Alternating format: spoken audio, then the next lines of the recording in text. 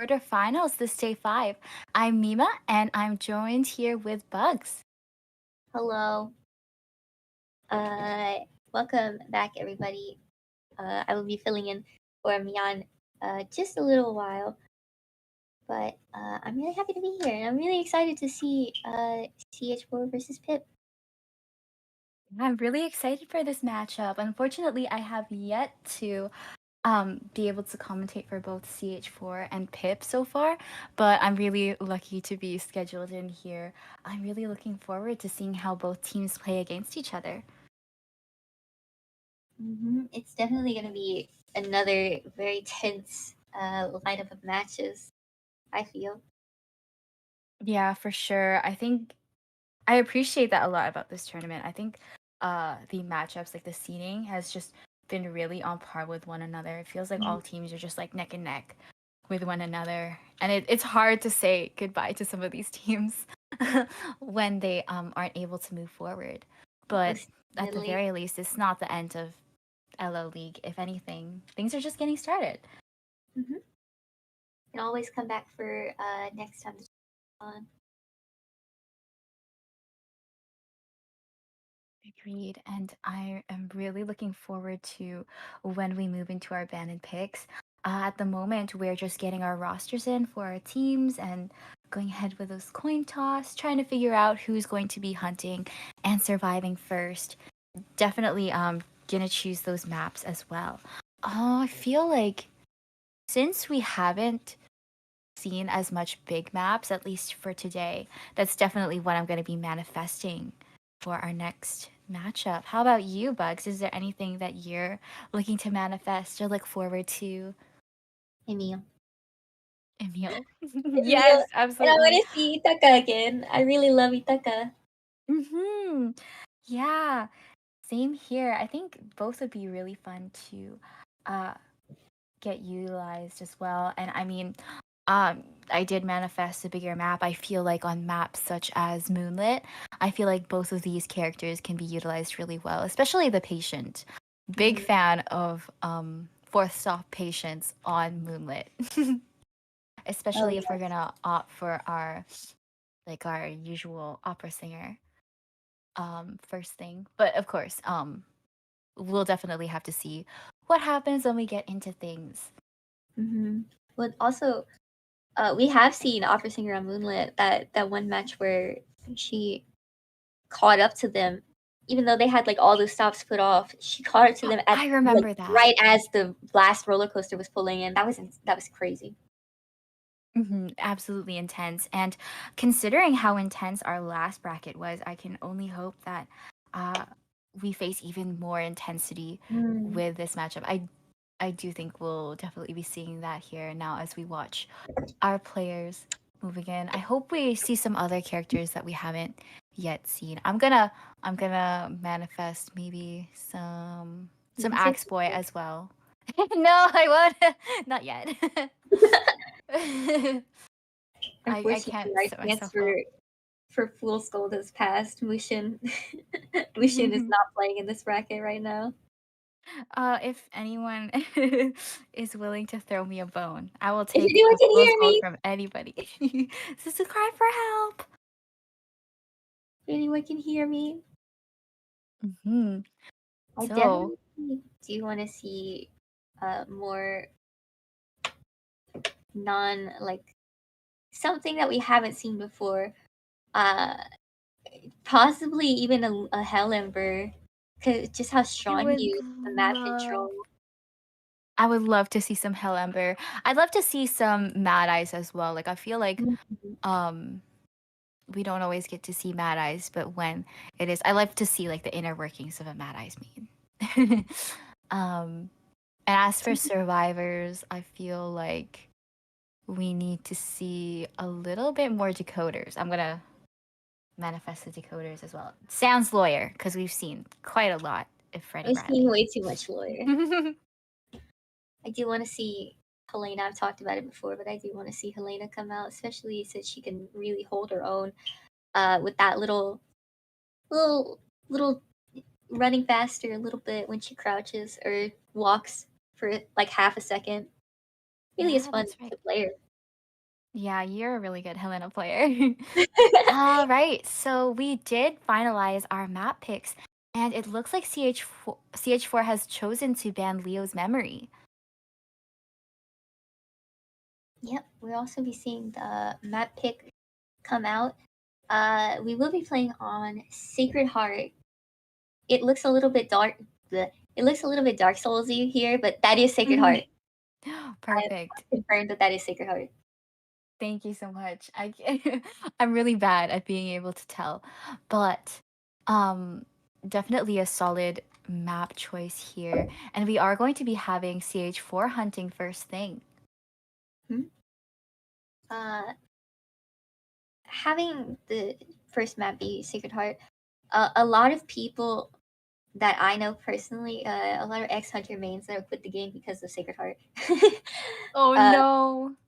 they really don't like the way that the loopability of the hospital. So it's really uh, interesting to see that the pick was hospital. It's definitely going to be very difficult if they can get those hospital loops off. Even in areas the the little almost not complete box area, Mhm. just a little bit off from statues, and the ruins as well. Those are very strong areas to be in. So it's definitely going to be very interesting to see how the survivors utilize it and how the hunter opposes it.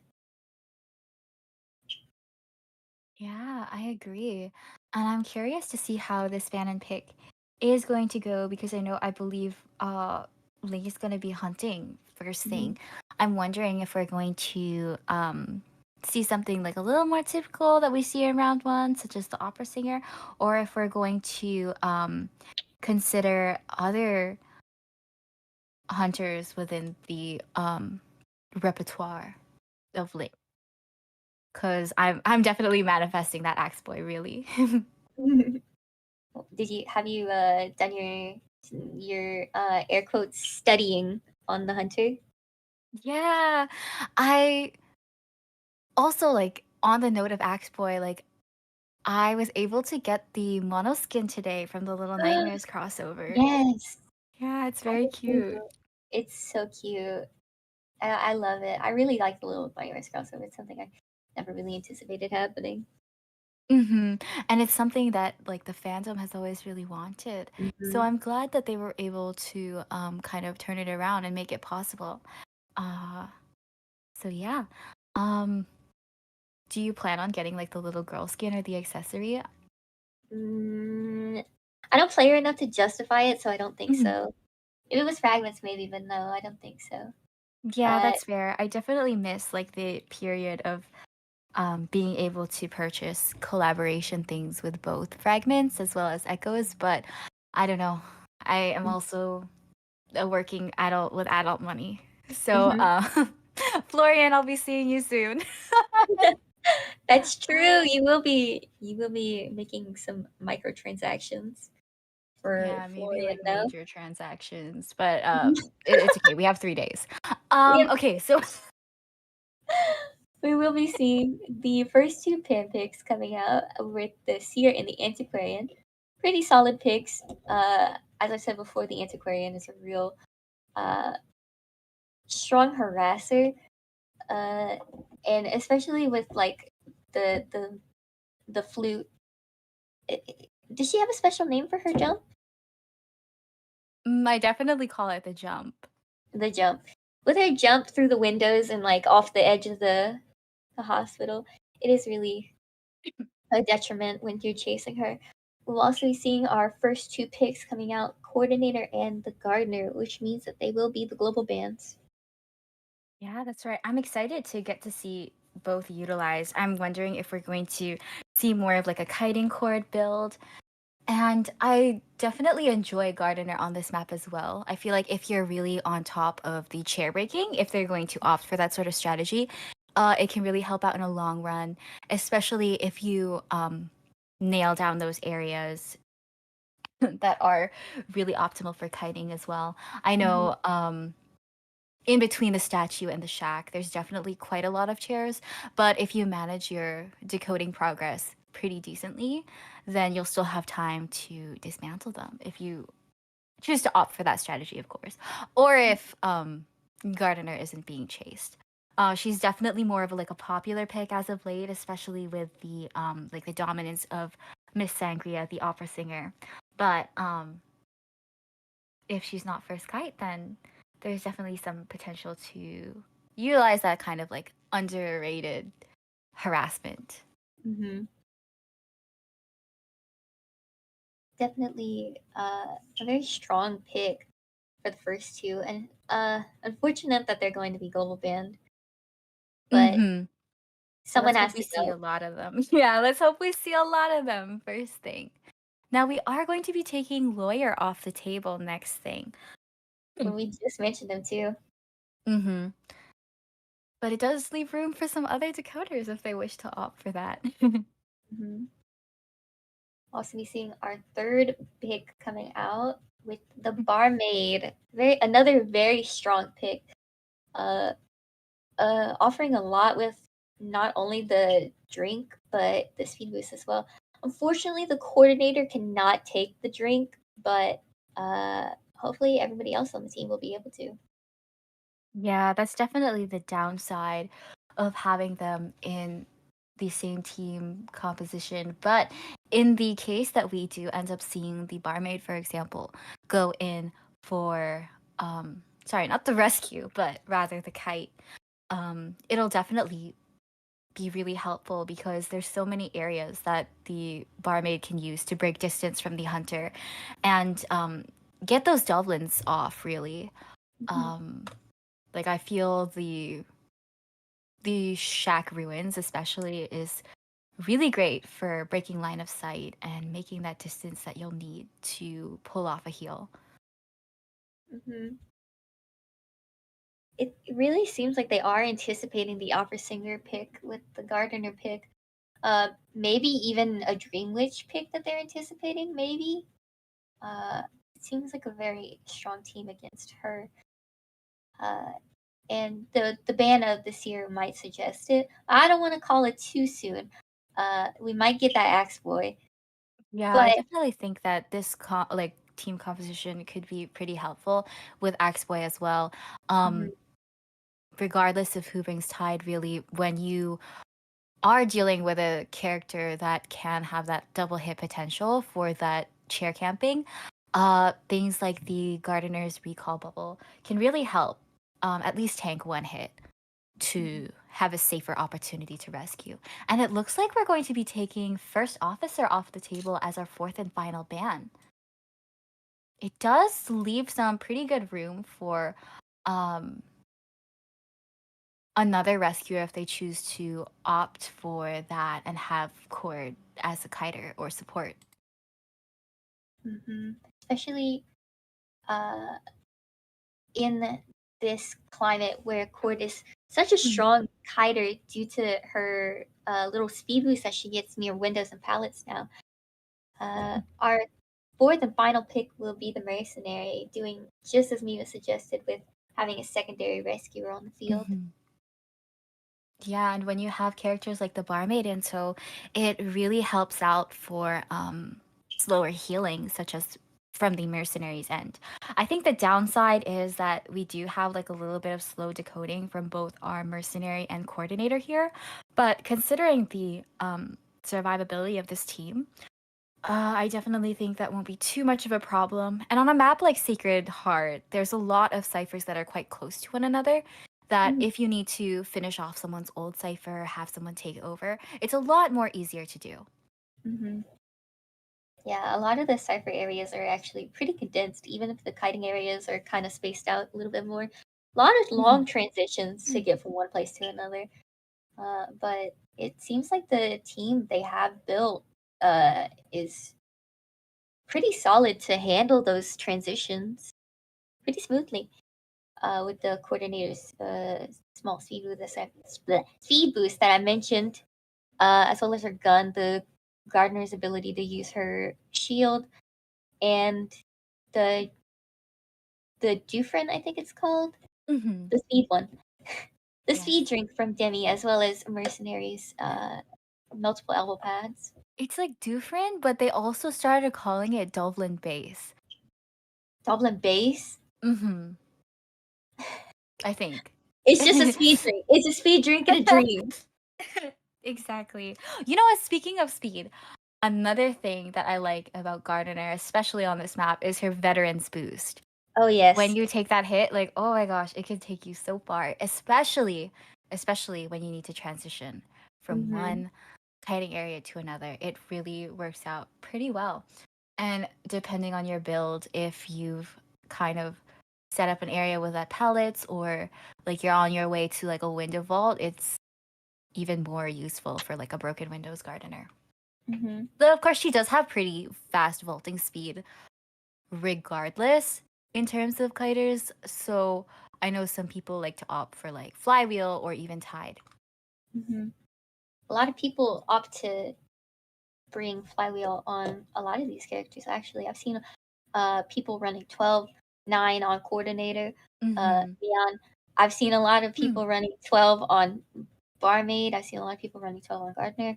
Uh, it's Yeah. really up to these survivors to pick uh, what they so please at this Mm-hmm. point. And it looks like we did get our uh, builds locked in before we have our hunter here. We're gonna have our mercenary bringing tide, of course, and everyone else is going to opt for broken windows as well as borrow time for all. Pretty good choices. We're not gonna go for that risky like no borrowed time though. Mm-hmm. And our opera singer pick is coming out. Uh, for this map, she is definitely strong, especially since the she can make quick work of the whole ruins area. It's really going to be really interesting to see her come out so early, especially since we don't have a hunter ban yet. But we will be getting straight into the match very soon. Uh, but yeah, thanks everybody for joining us for Pip versus CH4.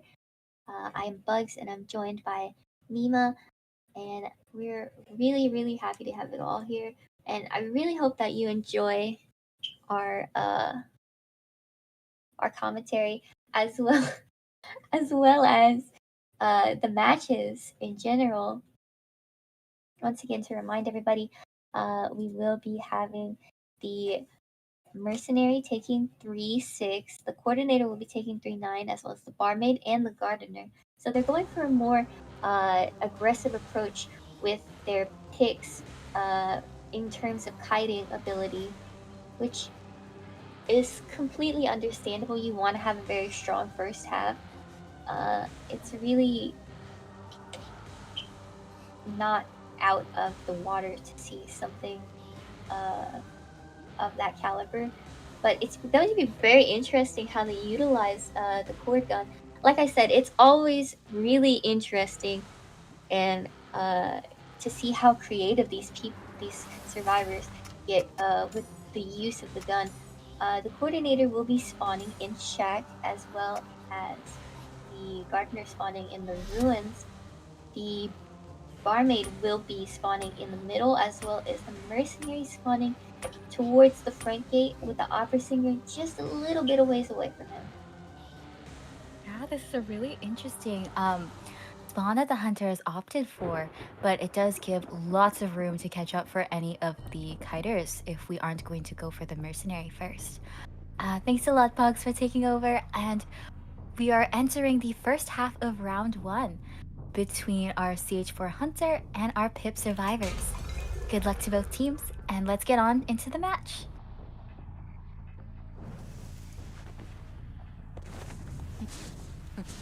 The All coordinator right.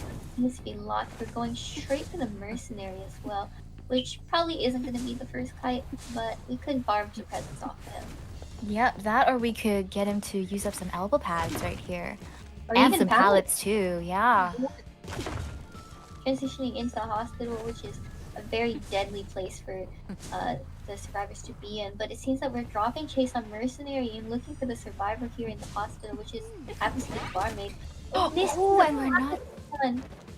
Yeah, we're gonna utilize one of those Dublins. And we're gonna take the drop down over here. Luckily, basement is not here, and we're gonna take that window vault, utilizing that 3-9. One thing about this opera singer is that she really can catch up as fast as possible. It's Oh, that, as well as the speed drain coming out, just barely missing a hit. Thankfully avoiding the pallet hit there. We will be seeing the barmaid continuing the chase. Oh, getting another hit. yeah, We see. unfortunately, there wasn't any more time to mix up another drink, but we are going back into the hospital, and we're not going to get the blink in. Oh my goodness. This is pretty big. We're going to opt to break the pallet and go around, and Barmaid is going to utilize the broken windows once again, dropping this pallet over at the outer area of the birdcage. This is really extending our kite by a lot, and we're going to see some ciphers start to pop. Unfortunately, she cannot avoid the opera singer forever, and she will be seeing the chair shortly. But the ciphers have already begun to pop. We're down to just 3 ciphers remaining. A lot of progress has been bought with this kite, even if we were only able to get one doll in all. Agreed. So it looks like we do have the mercenary and the gardener moving in. I almost called her gardenator. Oh my god. But I did see Killer Boss break the chair over at Statue as well. So if we transition over there, it does it's a good area to utilize now that we've used up this area. We'll be seeing the And buy more mercenary time. piecing out from the area, not taking another hit for the barmaid, especially in these early stages. You don't really want to take an extra hit if you don't need to. The gardener, it seems to be Oh, getting we're a gonna get a hit. hit on the gardener right here. Are we gonna go for okay, so we are going to go back for our original target, which is the barmaid.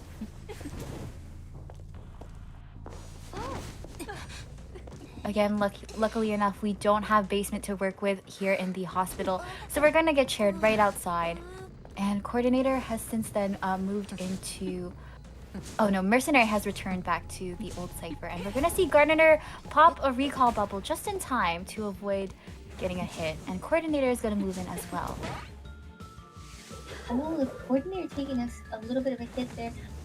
The opera singer doesn't have use of the back hit quite yet. We'll Oh, be and seeing we're the going to gun stun. utilized just to get a little bit more distance from the barmaid here. She will be. Oh no, she's going to rotate to the double pallet area. Unfortunately, those pallets have already been used. Yeah, at the beginning of the Coordinator's game. going for Oh, we're gonna another go for some body blocks. Oh, and a successful body block off the coordinator here. It's going to allow Barmaid to take the window vault over to the shack ruins. And we're going to see another blink to avoid the vault. And, ooh, great discipline on the Barmaid's end for waiting just when to drop that pallet. Yes, this will definitely buy a lot of time, especially since these pallets had never been used before. So the Oh, ciphers and we're will going to be go for the pop. with that amount of distance. It really isn't that bad of an idea to drop or to pop the cipher rather. Um, Yeah, that's right. And oh, we are going to have Barmaid go down right here. Unfortunately, she is going to be dead on chair, but the survivors have really spread themselves out. The only downside is that due to the utilization of Blink twice, even with Trump card, we aren't going to be able to use things like teleport quite yet. But like Bugs has highlighted before, it is really fast for. Oh my gosh, we're gonna get a 3-man escape for Pip. Congratulations. Congratulations. We're gonna head over to the deduction scores here. So for Ling, we did get 9 pallets destroyed, 9 strikes, and 4 knockdowns. Hmm. That was really good discipline on the opera singer, but it seems that the survivors were just so organized in their body blocking and also buying just so much time with the gardener briefly taking the attention away from the barmaid.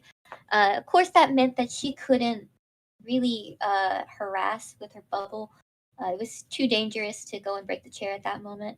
Hmm. But it it really was a lot of good plays all around from both of them, and it's really sad that we won't be seeing the gardener from Mhm. Pip's side again. But it was extremely, uh, extremely. How do I put this? I think that was really intense. That was a Yeah, really excellent kite from the barmaids, and uh, definitely, like we've mentioned here in the chat.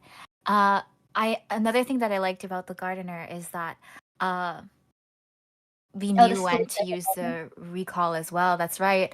To kind of show opera singer like to kind of back off really Yeah, and let she me let me decode. she really knew that the opera singer was going for her. Yeah, it's definitely the big risk of decoding by the chairs or Mhm, decoding where someone has fallen. But it worked out in the end. And honestly, being able to transition from one area to another, especially after utilizing areas and their palettes, uh, really kept them like two steps ahead. mhm. It was a really thick competition, especially since uh, it was like one blink and everybody was injured at that moment. It was Hmm. really thick competition that they displayed. But that gun was kind of a game changer, getting the barmaid as much distance as possible, as well as the coordinator coming in for For the a body blow. secondary body block. Yeah. Yeah, oh my goodness. It was really good timing to save that gun more towards the barmaid as Mhm. opposed to the coordinator herself. And that was not an easy body block to pull off, really. That Like you could yeah, see them kind of just like sandwiching each other like right up against the wall. It's always like a gamble, really. But that's yeah, the benefit of like taking that 50-50 chance. Like it's either one of you or the other, and when it pulls off, it really matters. It really allowed for the barmaid to take that vault. And also just like knowing when to vault as well to mhm, utilize broken windows. Like we didn't see like over vaulting, if that makes sense. yeah. And there wasn't really like that risk of getting terror shocked off the vault because She always vaulted knowing that cooldown, yeah, a and lot of when you need to transition is distance. really key when you want to keep distance for a character such as opera singer. Mhm. It's all about distance with opera singer and uh, characters like her, like Naiad. Getting just even a little bit of distance on them Hmm. really spells a turn of the tide for Akai. Uh, Agreed. it Now really we are gonna be moving into the second half of round one here. We're gonna have the CH4 survivors now. And it looks like we're going to be taking Priestess and Antiquarian off the table first and foremost. Definitely really solid choices on bans. Taking Priestess out of commission just really allows for, or rather takes away the opportunities for some really strong support, especially in an area like the hospital itself. mhm. And being able to utilize other aspects of Priestess, such as the World Portal. Yeah, especially in the hospital where the the priestess can just make that her playground, the middle area. Hmm. It's I know Mian personally loves putting down portals there for me to transition away and like Hmm. get just insane amounts of distance. We also will have our first two picks coming in, the perfumer and the novelist. We will be seeing the boogie woogie utilized. I'm excited. We saw some really fun novelist gameplay last week Hmm. in our fusion matchup. That was really fun. Oh yeah, the opera singer match. Yeah. Yeah, so he does pose like a bit of a threat, especially if you're patient with your palette mind games. And perfumer as well is also really helpful when it comes to tanking hits. Of course, you do exchange that for presence, but on a map like Sacred Heart Hospital, getting to utilize those perfumes, taking those hits, and then rushing to transition will really help you in the long run. Now, we are going to take female dancer off the table as well, but instead, we're going to opt for the acrobat. pretty solid pick, especially like I said, it's all about distance with characters like Opera Singer and Naiad on the table. Even Dream Witch. Uh, it's really really a blessing that Michael Morton has the little role that he can do. Uh, he really gets a lot of distance, especially if you can bomb at max range. It's could make or break a kite. And the novelist too can offer a lot of distance with his boogie woogie. Uh, Yeah. so especially when in these early stages anything is on the table. We don't have a hunter band yet, so we could be seeing a mirror match of the opera singer. Yeah, we definitely could. Um, I'm curious to see who we're going to ban last thing. I feel like, oh, so we're going to be taking cheerleader off the table as our fourth and final ban. I definitely think that she would make like a pretty good combo with some of these teammates. Mhm, With perfumer specifically, being mhm, able to reset that cooldown early on to ensure that we can have perfumer as at full health for as long as possible, could be really useful. So opting to take that away is a pretty solid decision, and especially with encouraging as well. We aren't going to see it in this match, but I'm looking forward to seeing some uh, like encouragement and getting to utilize the excited when you can pick yourself back up after yeah, enough cheers. I we haven't seen that yet, have we? No, not yet, though. It makes sense. Like, it's a high It makes a number lot to of have to sense. stack to, and it's really easy to get your encouragement interrupted, especially on Sacred Heart, I feel. Mhm, Because making too much distance between yourself and the kiter really makes it fast to cancel before you even know it. And then mhm, there's like that 10-second cooldown. Another thing is go if you change kind of like levels, like for example, if someone goes up the stairs and you're cheering for them, it cancels it immediately. And we mhm. are going to have Mercenary as our fourth and final lock-in. Another thing that I did want to say, I feel like we have gotten close to those moments, but like, um, usually when a hunter sees that a survivor can pick themselves up, sometimes they just change targets. Sometimes They the just go for the cheerleader lily herself, instead. yeah, exactly. Like they She's just, in the vicinity, might as well. yeah, they shift gears, which fair enough, but We'll be seeing a team that is, in my opinion, could also counter the opera singer given the distance that you get from the elbow pads, the bombs, and also boogie woogie. It's definitely boogie woogie. It's I very, love how you it's, call it that. I call it like the yeah, switcheroo, but boogie woogie is so fun. it's because in Jujutsu Kaisen there's a character named Toto, and he Hmm. can clap his hands and he'll uh he'll switch places like that, exactly like that. So I we call it love the boogie that. woogie.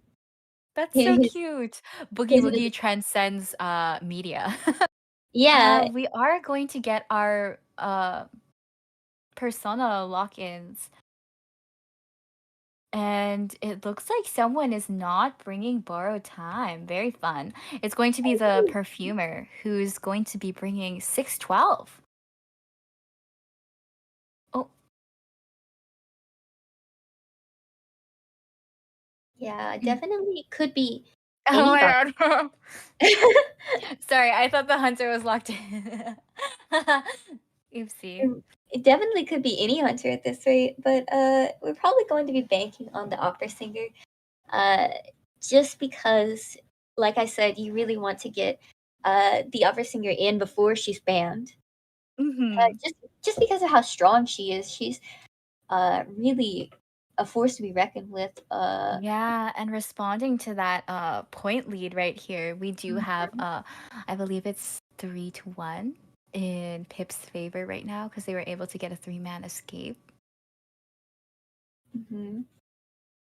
It's really going to be a thick competition, especially since, like I said, this is a pretty beefy team. Like we have the mercenary that can with the delayed hits. We have the novelist, of course, with the boogie woogie, and Hmm. the perfumer with her perfumes. She can take up to upwards of 5 hits, Hmm. maybe 6. I don't know. Oh yeah, I'm 5, bringing up 5. the math, the numbers. Why, Bugs? Why? We've been No. over this. First the score, and now hits that we can take. But yeah, definitely she can take quite a number of hits. Same with the mercenary as well, if we consider the delayed damage. Mhm. Really is gonna be a very interesting match. Hopefully, they go for uh, a hunter that can really respond to that. Uh, and it seems like we're going to be going for the opera singer, which, like I said, is pretty strong even on this map. It really is just about how the survivors utilize their choices. Uh, Yeah, absolutely. she really is a force to be reckoned with in those tight areas where everybody likes to loop, especially with her a backflip ability. Hmm. That one has really really shown itself to put a lot of pressure into survivors and their kiting, as especially their looping. You find that opera singer can really pincer these survivors or get like those sneaky hits in um, just by switching back. Even if you drop those pallets early, it's really a force to be reckoned with. Mm-hmm. Of course, a lot of opera singers do take the fast palette breaking Hmm. uh, because she does tend to get stuffed a little bit by the pallets, but once Yeah. they're out of the way, it's anyone's game when they're out of the way. Oh yeah, for sure. We saw that in the last match. We saw a lot of pallet breaking too. But on a Mhm. map like Sacred Heart Hospital with a lot of objects, there still leaves much to get stuck in. But of course, it goes both ways because I, for one, know very well what it's like to get stuck in between things on Sacred Heart Hospital. All right, we are going to be moving into the area selection shortly. We are going to be having a double tied team. Our mercenary as well as our perfumer are going to be opting for tide. And acrobat and novelist are going to be running our broken windows. Everyone else, of course, will be running borrowed time, with an exception to our perfumer bringing 12, the flywheel effect instead. Gonna be seeing the mercenary spawn just a little Mm. bit a ways away from the hospital. The acrobat will be taking ruins, and the perfumer will be taking front gate. Nope, it seems that the mercenary is going to be spawning in the middle, and the novelist will be opting for the shack, with the opera singer spawning in the shack ruins. Yeah, and honestly, this will be interesting because I feel like spawning in shack is definitely a way to kind of like corner yourself at first, but of course there Mm-hmm. is the shack to work with as well as the ruins nearby. I'm excited to see how this novelist is going to fare against this opera singer. Ooh, especially so close to the shack here. We're moving into the second half of round one. Good luck to both teams with CH4 survivors up against Pips Hunter. We will be seeing the pallet at shack being dropped. Also, they I would like to note that they don't have the basement to work with here. The novelist is going to be transitioning, hopefully, to the hospital. Uh, really trying to buy as much time as possible. Running into the open when the opera singer can't really dash. Uh, Taking a Oh, we're hit. gonna get a hit here. Oh, see, he got stuck on the box. I Yep, felt that. Okay, but happens um, all the time. Happens yeah, all the time. it was a good transition over to this ruin area because we utilized the knee jerk. Ooh, Woogie the woogie boogie comes. boogie. Yeah. All right, Blink is going to be online in less than 10 seconds here, but Novelist is gaining distance here. Oh, and we're getting closer to Boogie Woogie here, but we're gonna blink, and we are going to see Novelist go down before we get another one of those books in. We have a good amount of progress on the ciphers as well. The Oh, mercenary will be spotted with wanted order, which could throw a wrench in the plans for the rescue. She knows that she can patrol We out a do little bit have farther. perfumer as well with our tie too. Mhm. So maybe mercenary here is just like our little decoy. Right. It Which does seem appears to that be it could so be. because perfumer is able to get this rescue in. Oh, there's a bit of a trail mix up here, so we aren't going to go pursue that trail. It looks like Opera Singer has yet to spot the novelist again. Good work on the perfumer and novelist for mixing up their trails a bit here. And perfumer is able to pop her cipher successfully, with novelist transitioning into the hospital here at the birdcage. Dropping that body Wow. just to get a little bit more distance from the Nautilus. It seems that we're making use of all of these pallets as much as we can. Again, we want to buy as much time as possible, especially since the Nautilus had gone down relatively quickly. But of course, it's up to these survivors to make use of what they can. We're so close to another book here. And good on the novelist for transitioning. Oh, no, Whoa! we're gonna get hit through the window here. But it was a good call to transition over to this area now that the acrobat is probably finished decoding the cipher here after spawning here. Yep, that's right. Um, now he is going to be the one with wanted order next. There's it's a pretty good position to be in to get the eyes off the mercenary. He can be spotted either way, of course. Getting an Oh, early hit, possibly seeing a backflip back to the position. Yep. that's right. Good It seems call like on the not taking acrobat the is roll. coming in for us for a little bit of support as well, considering we are at one cipher. We do have the boogie woogie to work with. Oh, and we're gonna get hit through the window, unfortunately.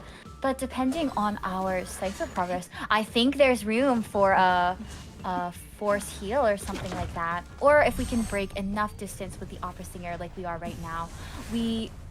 Oh, perfect. We're gonna Ooh, see a pop just before the opera singer can make it in time. But we are going to have Blink online. Now, we're just going to have to see if we're gonna see the Blink utilized on this novelist or if we're gonna opt to save it for our trump card here. really going back and forth here in such a Oh, Terror Shock! silly manner.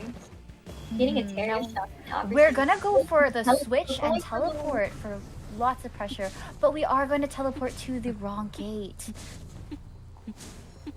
Will be seeing another 3-man escape, possibly. It seems like they're buying a little bit of time for the novelist try to heal up. Uh, the dungeon is relatively close, but no, it seems like he's going to be chaired, and we will be And seeing being a dead 3-man on escape. chair, he will be getting sent back to the manor. What a good response match for our first half. And now for our second half, we are finishing with another 3-man, this time a 3-man escape. Or this time another 3-man escape. Yeah, this is definitely, again, like I said, thick competition. That was a very good response from the survivors. Yeah, now taking a look at this deduction score here, we had 8 pallets destroyed from the opera singer, 6 strikes, 1 terror shock, and 4 knockdowns. We saw a lot of decoding from our acrobat and perfumer, and 1 rescue from the perfumer and mercenary each. Mhm. It was really unfortunate that the boogie woogie had displaced the novelist in such a way that the mercenary and the acrobat were unable to body block for him. Of course, that is the blight of boogie woogie, as Mm-hmm. it's such a short reaction period that you don't really have time to react to it, and a lot of survivors don't typically react to it in time either. It is a very short animation, but it was very uh, almost lucky that the cipher was able to pop when it did. The novelist had barely been on the ground for like half a second, Oh, and yeah, that was close. he hardly had touched the ground when it popped. It was very risky, but it worked off. It paid off in the end, especially since the blink didn't need to be utilized to down him. It was really just looping that one little pallet back and forth until, unfortunately, he was terror shocked.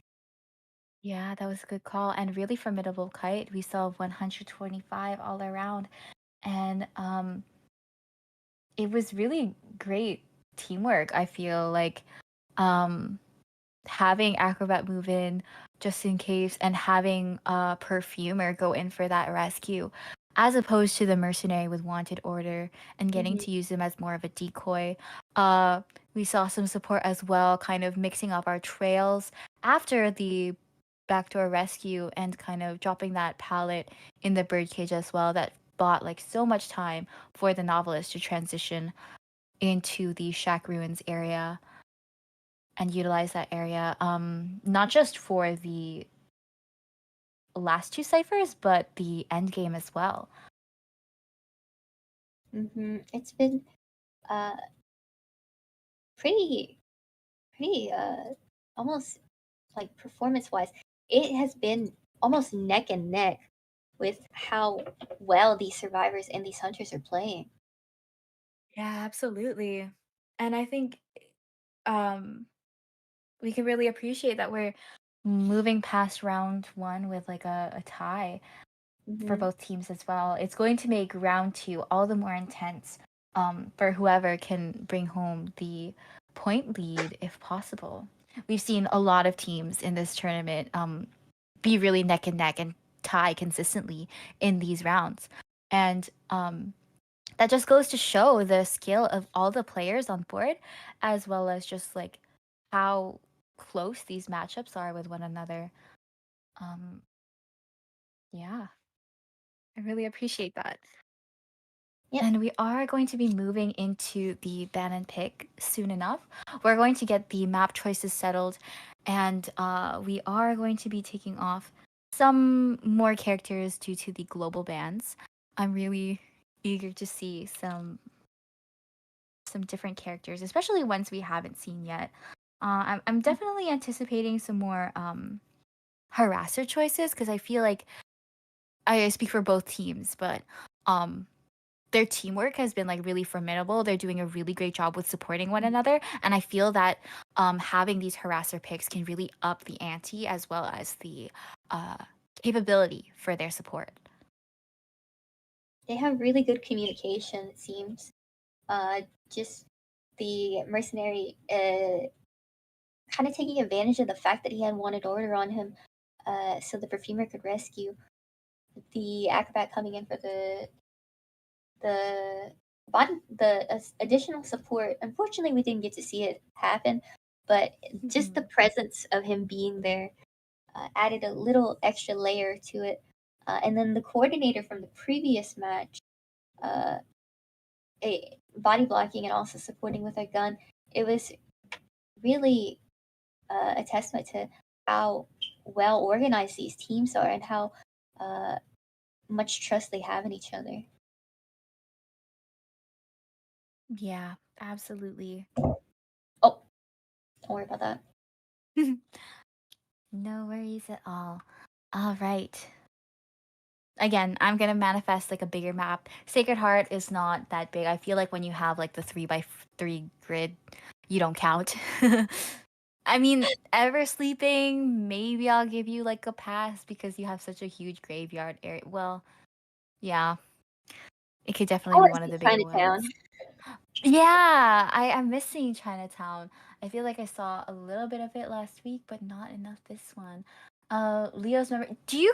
I consider Leo's memory a big map, even though it's also like a 3 by 3 grid. I consider it big because it has 5 dungeon spawns. One, Yeah, two, 3, 4, 5. Okay, I had to count just to be sure. I consider Sure, it I pretty wasn't. big.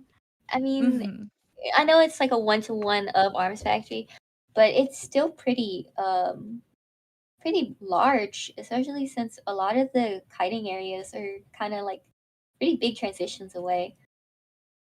Uh, Mm-hmm. I know that Agreed. you don't count Secret Heart as a big map. I do personally, just Mm-hmm. because uh, of how well it is pretty condensed. So I guess it wouldn't really be a big map, but um, like the kiting areas that are good are all close together.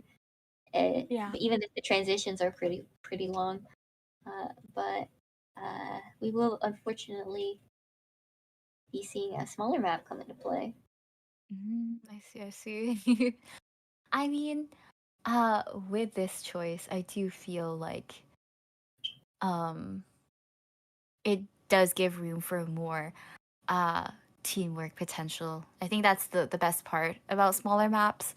um it's harder to really it's harder to get like saves past half. It's easier to take over ciphers, and it's easier to come running to the rescue. I feel like it's a little harder on bigger maps depending on the distance. But yeah, as Bugs has mentioned, we are going to go into like a more smaller map. We're going to go with Red Church. I believe that the map band was going to be Arms Factory. Mhm. Seems that the band, yeah, it is Arms Factory, and we will be picking Red Church. We're Uh, gonna have the Pip Hunter up again, and CH4 up again as our survivors here. Of course, we are going to be saying goodbye to the Perfumer and the Novelist due to them being our first lock-ins and thus our global bands. But considering that they're uh, more unique first lock-ins, I can definitely anticipate something in the same vein for our next lock-ins as opposed to something more standard, you know? mhm.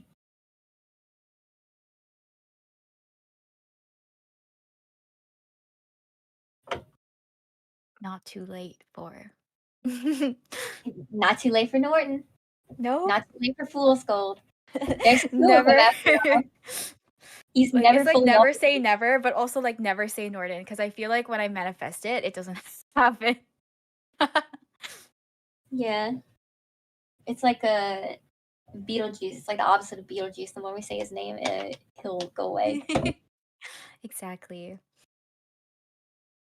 Uh, it's such a, like I said, this is a little bit of a flat map too. So it really can be utilized in such a way that a lot of hunters can make this their playground. Our Hmm. first two bands will be coming in. We have the priestess as well as the dancer being banned.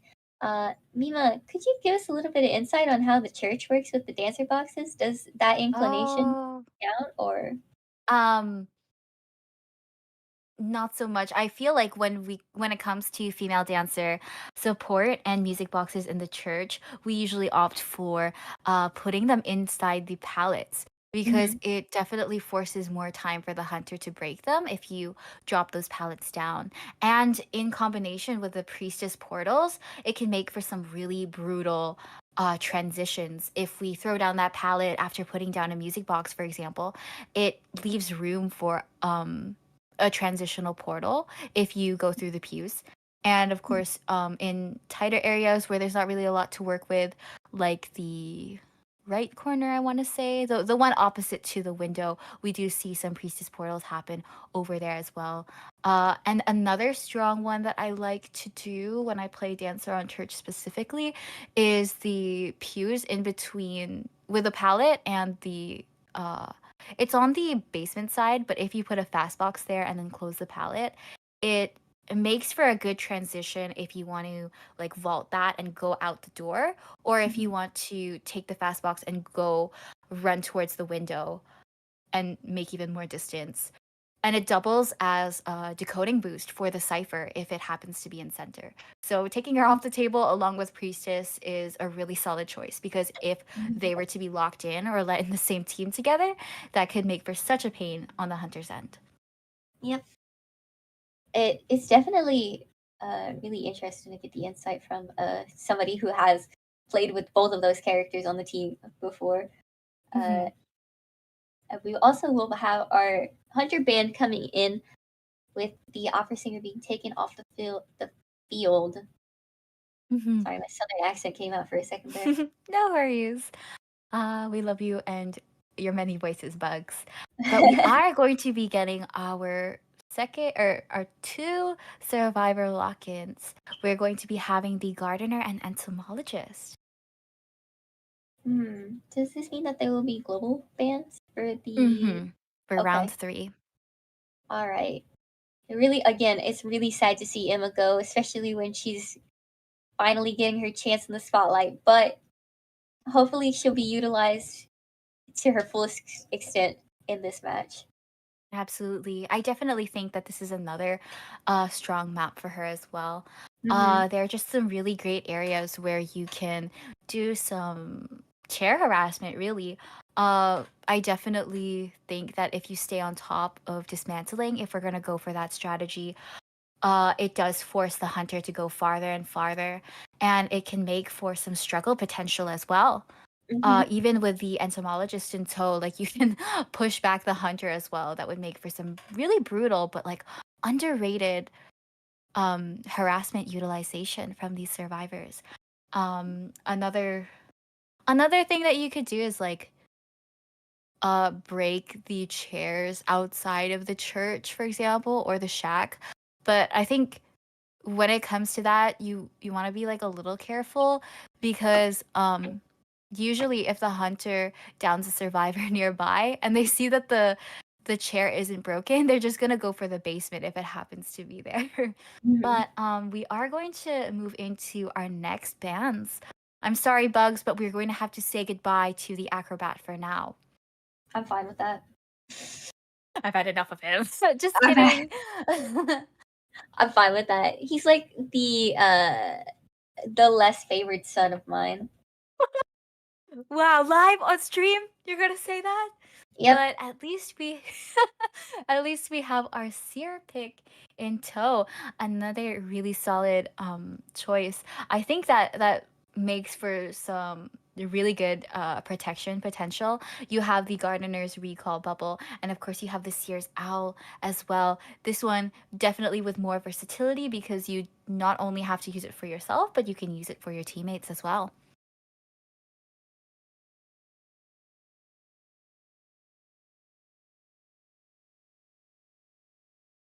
I definitely think that if they don't even decide to have a rescuer with this sort of like protection consideration, you don't necessarily have to bring a rescuer if you want to play more like um aggressively.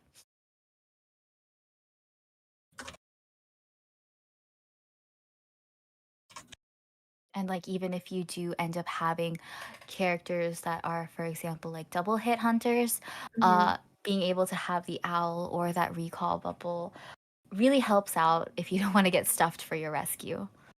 Right. Our final ban will be coming in with the Ganji ban, unfortunately. But when when you have such a strong team composition like this already, you kind of want to have a harasser off the table, especially since we're allowing the gardener to play around here. Mhm. She also can give some really good assistance to the Ganji, of course, if she breaks the chair that the hunter is going to be going for, and the hunter puts the survivor down. Ganji can come through and probably knock them out of the balloons up to several times, uh, because he can just pick up his balls again and make good use of them, as well as the um, the entomologist offering her bees to push them as well. Absolutely, that pushback potential could have been brutal. So, I definitely understand the batter ban as well. Um, it does leave room for, 谢谢。yeah, definitely, especially because we haven't locked in antiquarian first thing. It gives room for her to get utilized without being global banned, for example. But it looks like we're going to get the wildling as our fourth and final pick for this team composition. Speaking Yes. of pushback potential, Mm-hmm. getting pushed back by a wildling is pretty brutal. Even if the rescue somehow doesn't go through, I really wonder the logistics behind the collision sometimes in regards to the wildling's dash with the Mm-hmm. boar. But even when it comes to just like hiding or after you've gotten someone off the chair, that can really help out. And it does kind of add on to the struggle potential of this team if Mm-hmm. anyone is in the balloons. Yeah, especially with the gardener on the playing field. Like I said, that's just extra time needed to bring them over to the chair. That's Yeah. going to be really, really uh, difficult to work around as the hunter. So I'm anticipating a double hit hunter personally. Now that Hmm. Opera is off the table, Uh, but it could also be just a classic M1 hunter as well. For sure, for sure. Considering that we've seen quite a lot of single hit hunters, I'd say, uh, double hit hunters or even chip hit hunters would make for a really fun counter move for Pip's end here. Characters like the Seer and Gardener are definitely countered Mhm. by chip hit hunters with their owl and the recall bubble being able to tank just the chips, like get um taken out of the question by chip damage. Mhm. It's definitely an option as well. What I'm anticipating, what had just popped into my head at that moment, Mm-hmm. uh, was we could be seeing an on perhaps and on, Mm-hmm. or maybe even the fabled Bon coming out. Oh my goodness. As we were complaining, the accessory makes them so incredibly hard to see. But um, the the capability of getting rid of the owl as well as the bubble, I do think the bees get damaged from the bombs as well. Mm-hmm. And if you put a bomb down and have the wildling dash into you, the dash will be canceled if the bomb goes off at just the right amount of time. And that could really be a good response to this team. Now, I don't know what kind of hunters Pip plays typically, but we might also Mm-hmm. see the Axe Boy coming out. Yeah, that would definitely be fun. Um, it looks like we're going to be seeing the clerk. This is That's going to be an it. interesting match. I definitely think it's going to be a long one, Mhm. considering the capabilities of these survivors. But we've seen Clerk gameplay before in this tournament alone. There's a lot that you can do, and there's a lot of ways for you to be able to pincer these survivors and really keep them on their toes. Um, I'm hoping that these survivors continue their excellent teamwork with one another and ensure that they don't allow opportunities for this clerk to utilize these recordings against them, especially like against their own teammates. Mhm. Especially in the the case of having the owl as well as the gardener bubble, the clerk is a chip hit hunter, despite not really seeing the chip hits coming in very often. She is a chip hit hunter, and she can get rid of both of those things quite easily. So it's going to be very interesting to see that utilized. Hmm. I'm definitely going to be looking forward to seeing how that plays out. Uh, My favorite thing is when clerks get like cheeky with like the little hit recordings and mhm. kind of like surprise you with it. Oh my gosh. I feel like I've talked about this before, but I got like terror shocked off a cipher because a clerk used like the hit recording on me, but I was up against like two walls that I couldn't see her at all. It was so funny. But I've seen clerks use it for chair rescues as well. Mhm. Sometimes it can work in the survivor's favor, however, because especially for gardener, I've had this happen to me where a clerk will hit the rescuer but also put down like the recording hit and I will get hit out of the chair. But because gardener has the veterans boost, you get a boost right as you get out of the chair. So if the clerk opts to do this sort of maneuver, they'll have to be um, tricky with it.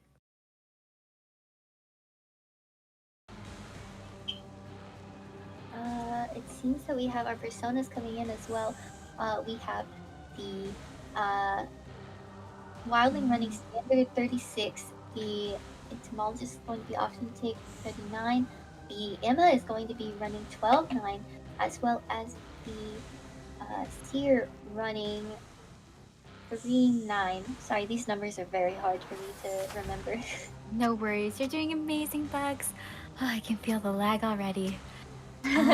All right, we are moving into our area selection. We're gonna go with my favorite toll formation.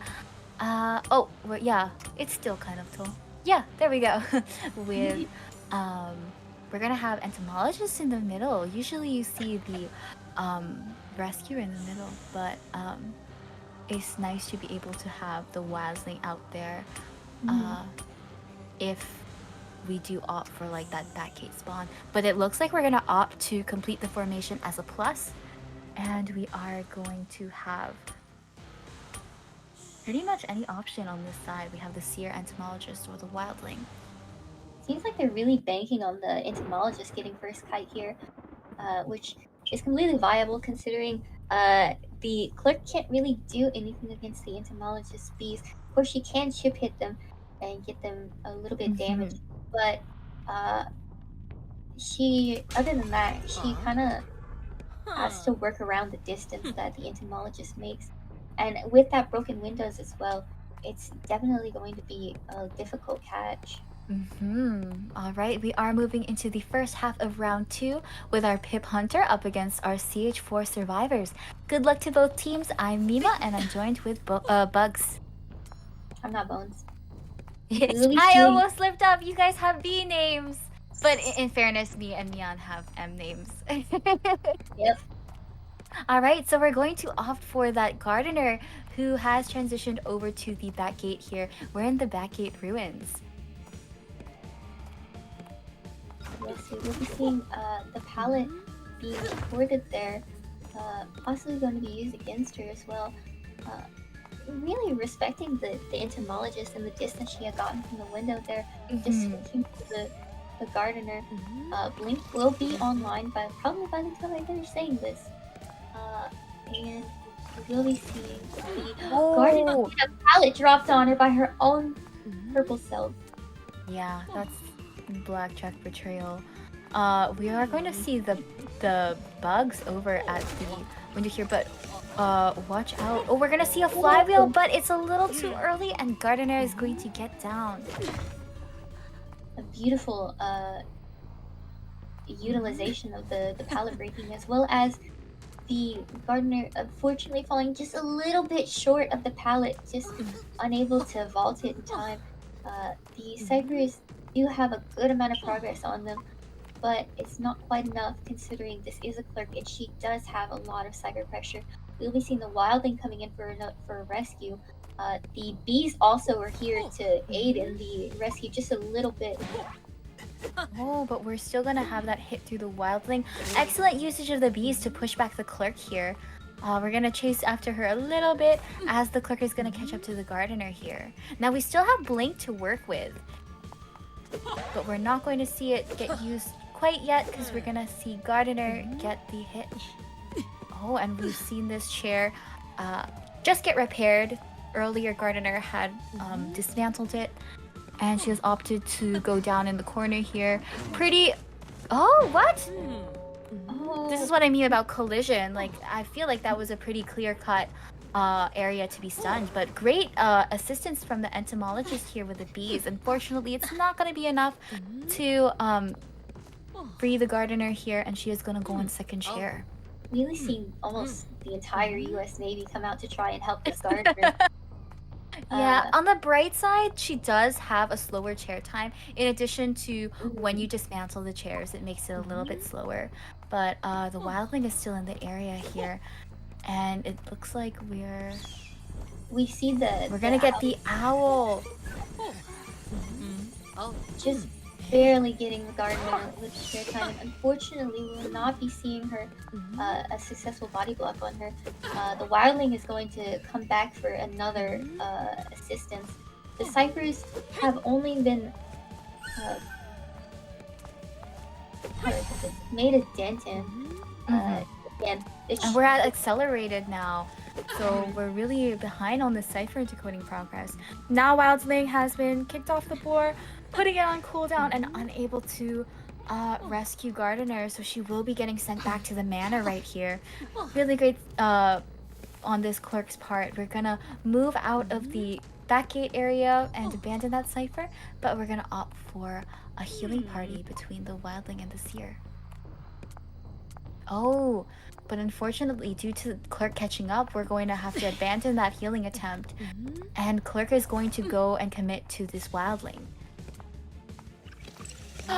Excellent usage of the vaulting. Oh, and we're going to see a Terror Shock. That slow vault really uh, really put Wildling in a tough situation here. In addition to being delayed by the window vault recording. And now we're going to be shared right outside the entomologist cipher. Yeah, this is really a testament to how strong the clerk is with her ability to stuff these cipher progress.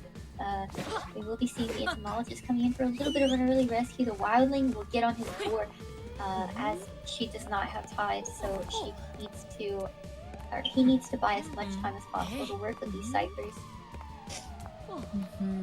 And unfortunately, entomologist did utilize the bees earlier on into the match, and we're gonna see a beautiful blink to close in that distance between the wildling and clerk. Really great patience on the clerk over here for avoiding that pallet stun.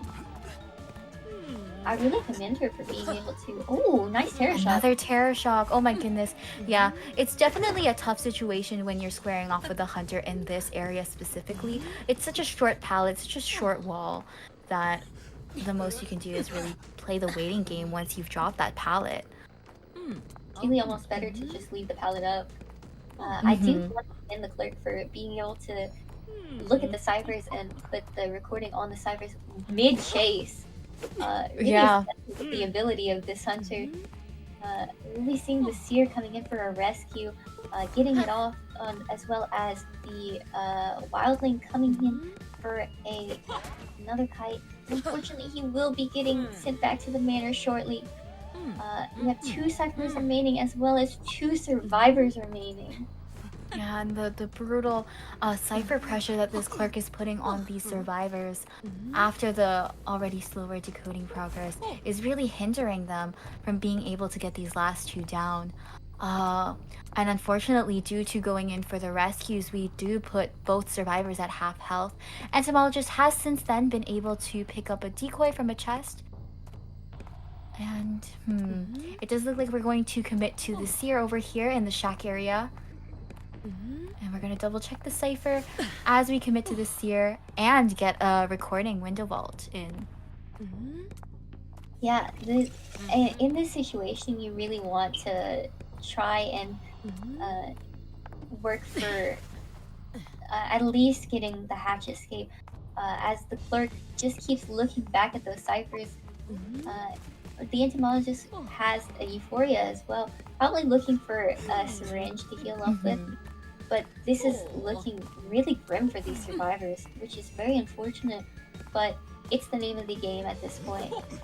Yeah, it's excellent usage of the recording to break that pallet over here. Now we are going to see a switch to teleport, and entomologist is not going to have much time to breathe after transitioning away from this back area ruins. We're going to move over to the graveyard area, but Gardener did utilize this area earlier in terms of pallets. Ooh, really good patience on this clerk. We did see a decoy in play, and we refrained from a hit until we got kind of like a clear view of the trail, I feel. But Seer has since then picked himself up, and we're going to go continue pursue the Seer here. Yeah, especially in this situation where you only have 2 survivors and you're both injured. You really can't push for ciphers, especially since the 2 ciphers are... Oh, unfortunately, No! Seer was caught at the pallet just a little bit. Yeah. Again, I'm not gonna make the comment that Oh, I know what you mean. But sorry, it's between me, Bugs, and Eli Clark. But we are able to see Seer get down once again. Entomologist has since then picked herself back up, but with the clerk spectating on that cipher, as well as only a few seconds left to teleport, there isn't much time left before the entomologist is met again with the clerk. Yeah, especially in this area where the pallets are completely used. Oh, never mind. I've been proven wrong. No, unfortunately, Gardener did utilize this area earlier as well. And we aren't quite going to get sight of her just yet. missing her just barely due to the camera turn. Yeah, at Hiding. this point, it's if we continue with this, if Sierra is able to bleed out, entomologist can push for a dungeon escape. But definitely doing a good job of baiting the tinnitus here. Oh my goodness, and we're gonna check the locker over in this alleyway. We still have tinnitus this far, but we're gonna lose it and double back. This is very reminiscent of that perfumer match where the perfumer was hiding while the mercenary was slowly bleeding out. Hiding right under the hunter's nose. I believe that was Mushin that was the hunter. Uh, Oh yes. it's Oh my very goodness. reminiscent of that. Seer is at halfway to expiring at this point, and we still have not yet found the entomologist. Yeah, we haven't had crows triggered either, which is another plus. Um, but we are getting closer. Maybe if we check the locker here. No! Oh! Oh, even Oh here! my gosh! Oh my goodness, this is big! Oh, that was really close for Miss Melly over here, who had turned her head over, but Clerk had angled her camera away just in time to miss her. Oh my goodness. Wonder that she didn't see her with the additional debuff of the entomologist being visible to the hunter once she's seen as well. This is really amazing Uh, hiding skills. It's just a matter of her getting over to the graveyard to get to the dungeon after yeah, this. that's gonna be the biggest problem because once your expires, it's gonna be like you're gonna It's have this clerk out and about ready to kind of intercept you. Oh, and we are gonna see her pick herself up. Oh, are we gonna we're not gonna see her in the distance quite yet again. So we're gonna go back over into this alleyway. Oh my goodness, Melly, make a run for it. You have to make that distance back now. the little Melly that could. Right? Oh, and we are gonna lose tinnitus here now. Now, oh my goodness, this is huge. But the downside is that Clerk is aware of where the dungeon location is. We saw Wildling get chaired right beside the dungeon location. But we have one euphoria and a dream, okay? And we are gonna get No. crows. Oh no, she spent too much time out of the hunter's range. Unfortunately, has been spotted just at the Yes, series but about to serious this. expire. Oh! Oh goodness, Excellent! you might actually be good. Here, run euphoria and a dream. We're gonna see a dungeon. Oh my goodness. Beautiful gameplay from the melee there. I hope my mic didn't peak because I was so excited about that. Oh my goodness, incredible. What a monumental Incredible match. discipline on both of this entomologist and clerk here. Really great match. We are going to see the deduction score here. The clerk was able to finish off with 2 remaining ciphers and 4 pallets destroyed, 18 strikes, 2 chair shocks, and 9 knockdowns. What an unbelievable clutch from the entomologist there. Oh, Mhm. And our gardener was our first chase with 65 seconds of containment, followed by our wildling with 135, with a support as well, and our seer with 79, and entomologist with 70, plus our hide and seek waiting game and clutch dungeon escape. We did see 2 rescues from the wildling for that gardener, and seer and entomologist both rescued wildling one time. Really great stuff. Oh my goodness. What an intense match to watch. I have never been so excited to see a form of hide and seek. oh, and unfortunately, it is curtains for me for now. We will have Mian tapping in to take my place. But thank you all for having me, and thank you, Mima, for commentating with me, as well as Thank you, thank you to Bugs. the organizers again for organizing this tournament. Uh, and good luck to the remaining teams. I really hope that we can see more moments like that. That was really Mhm. exhilarating. Like my hands are shaking for them. Uh, it really was. It's one for the highlight reel, definitely. But I will be taking my leave. Thank you all, and goodbye. Bye bye. Bye. Thanks a lot, Bugs. And of course, you can find him at Bugs Bite. That is Bugs double G and Bite with a Y on Twitch. Uh, It's actually Bugs Bee Twi- Bite on Twitch. really? Okay, sorry, I'm a fake fan, but it's Bugsby Bite. Got Please. it? Jot that down Yep. right now. Jot that down. Bye bye, everybody. Bye. All right, welcome in, Mian. Hello, hello. Thank you so much for having me. What an exciting match to come back into. Agreed. I'm so glad. I was so happy to see you in the chat as well. Like, I really wanted you to see that as well. Like, Oh my that was god. so unbelievably clutch. No, I see everyone agreeing as well. What a way to like build up the hype with no, this intensity. seriously. I definitely agree. Oh, it was a really exciting match to come back and to jump right in after. You know,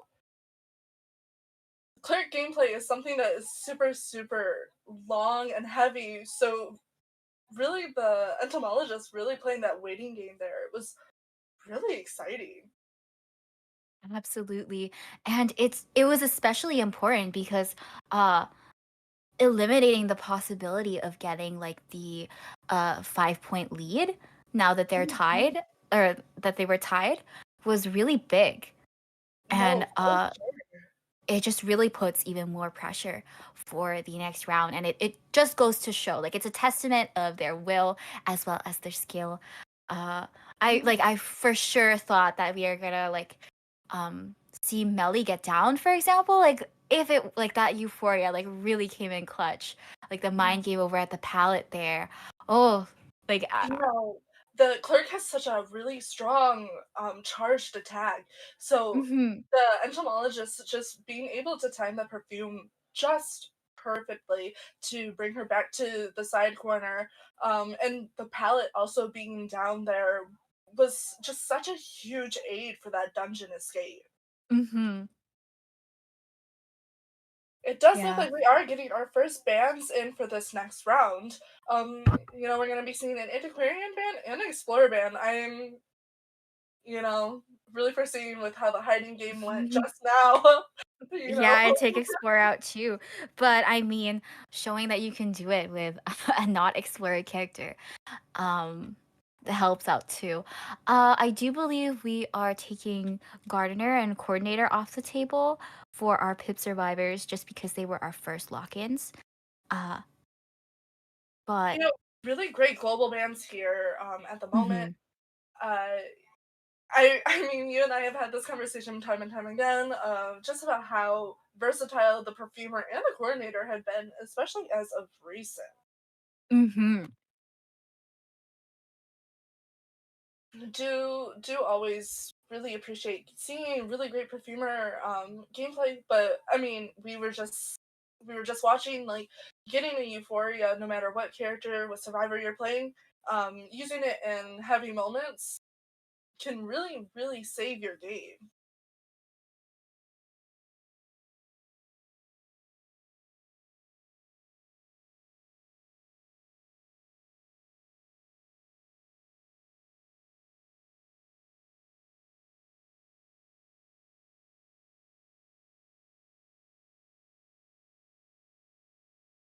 Slowly getting our survivor picks in. Um, I'm very excited to see just what Pip and CH4 brings to the table. Um, in terms of gameplay and mechanics here. Looks like our first survivor lock-ins are going to be the Seer and the Perfumer. What a fantastic duo together. When you really think about the compatibility of these two, when you don't have a cheerleader on the team, the extra support coming from the Seer onto the Perfumer, especially if she is the one kiting during that cooldown period for her euphoria, is such a really great boost. And we are going to be seeing a hermit ban here. On a map like Red Church, eh, with how small the map size is, it's very interesting to see a band like this, but it does look like we're kind of trying to build around a composition here, not too afraid of the opera singer, which even at this moment, you have two survivors who are really strong against a hunter that is just as fast. Hermit Band here in the situation, you can never go wrong with. Mhm. Definitely, really, do not disagree here. Yeah. Even when you have that teamwork and coordination, if you are able to allow a hunter like Hermit to really like damage the entire team, it can really hurt you in the long run. And we are going to be taking cheerleader off the table as well, which would be another that would have made a really good choice with picks like Sierra and Perfumer. They make really good partners, but when you have Lily in the mix, they make for a really good trio, especially with their cooldowns. If you don't use the Inspire on the Perfume, you could definitely use it for the Owl because that Owl cooldown is quite long as well. And we're going to have some Hullabaloo picks as well with the Acrobat and Wildling.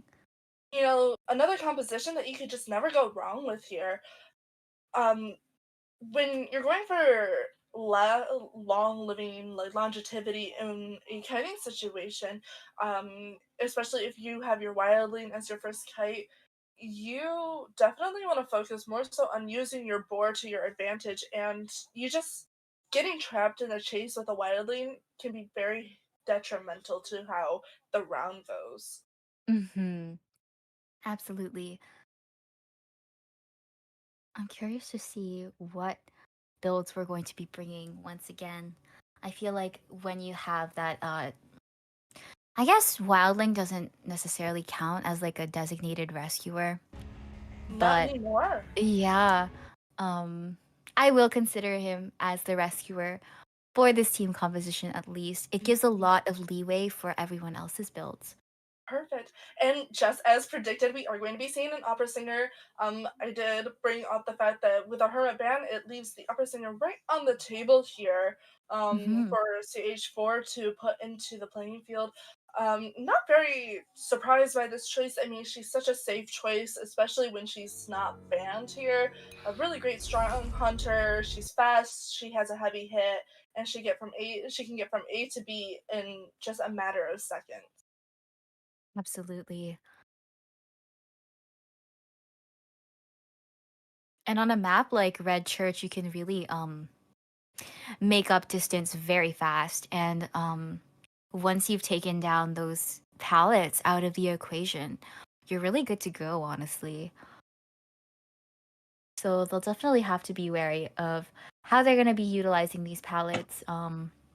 We've seen that happen even just in the previous round, where you'll see a lot of pallets just out of commission and having to transition from one area to another. Hmm.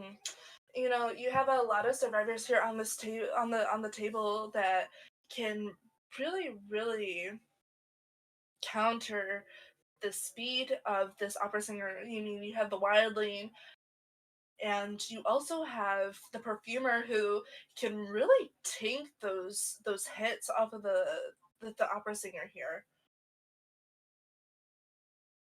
Yeah, absolutely. So we are going to be moving into our area selection shortly now.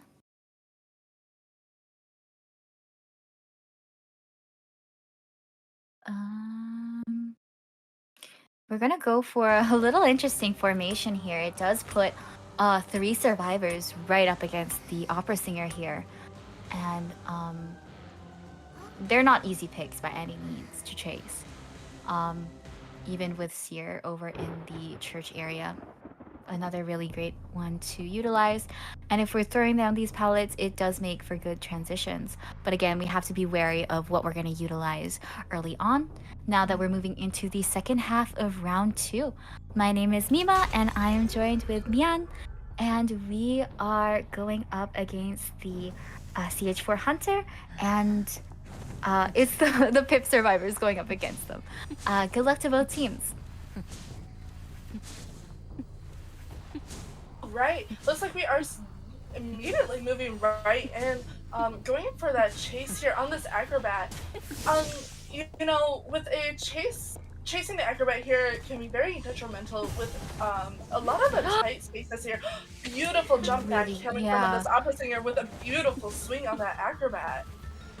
I think they're doing a really great job with one another. I really liked the utilization of the bomb, not once but twice over at the window here, because it Cutting really the forces, acrobat off right there. yeah, it forces the opera singer to kind of like take it or move around. And it looks like opera singer is gonna take it, but we're gonna make that distance really close by. We have one more bomb to utilize, but Blink is gonna be online in roughly 10 seconds.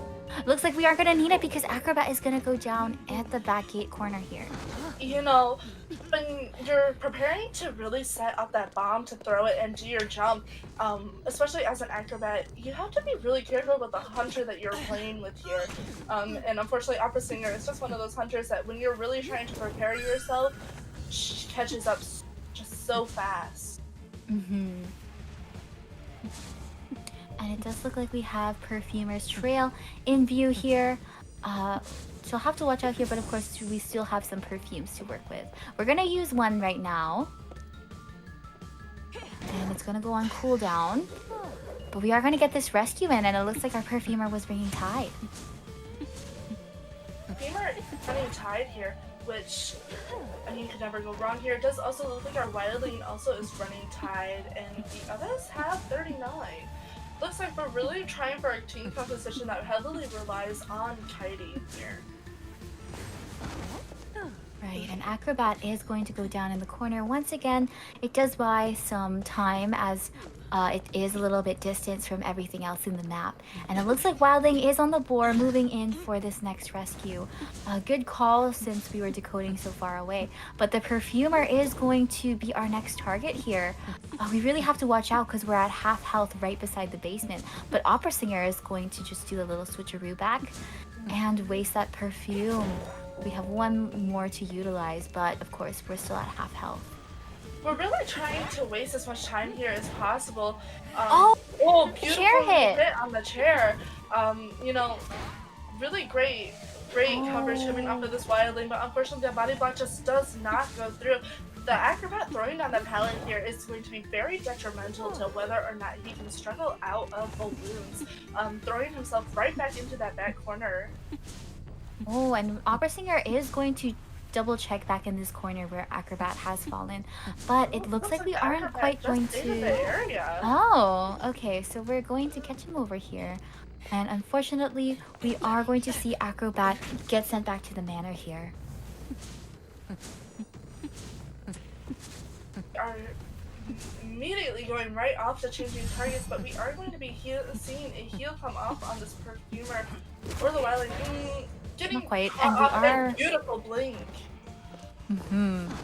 Wildling is going to go down here with Perfumer not too far off. We're going to opt to chair him right outside this pallet area here. And Perfumer is... know that the Perfumer's in the area here. Oh, and Perfumer is going to utilize the last of perfume, but go down. It really does force the seer to come over. And at this point, with this distance and how long Wildling has been on the chair, it does look like we're going to see him push past half here. You know, with a survivor like the Perfumer being on the floor still, you're kind of put in a position of being able to have a little bit of leniency and just to let her go. I mean, she does have that 30% debuff when it comes to healing, which means she is, unfortunately, unless carrying sticker, going to be on the floor for just a bit longer than usual. We did see her pick herself back up right here, but we are going to utilize the owl so as not to risk the terror shock. We're really gonna wait things out as much as possible, but Wildling is able to get on the board in time. Seeing the Wildling try and get away here, it was really interesting mind game coming off of that seer here, really trying to take that body block. Unfortunately, we are going to be seeing the Wildling go down, and the rescue was after half, which means the Wildling will be sent back to the manor here. They're going to push for this last cipher over at the Shack Breakables for as long as they can. Perfumer is going to run for her life as the exit gate, or the last cipher, has now been decoded. It looks like she wasn't bringing borrowed time. You know, I am a big fan of Six-Time Perfumer, but when you're in a situation like this where you are the last person standing next to your partner and you're really going for keeping yourself alive, you have to be very, very careful just how fast or how well you can execute a play We're here. gonna see a terror shock over Amazing terror here. shot.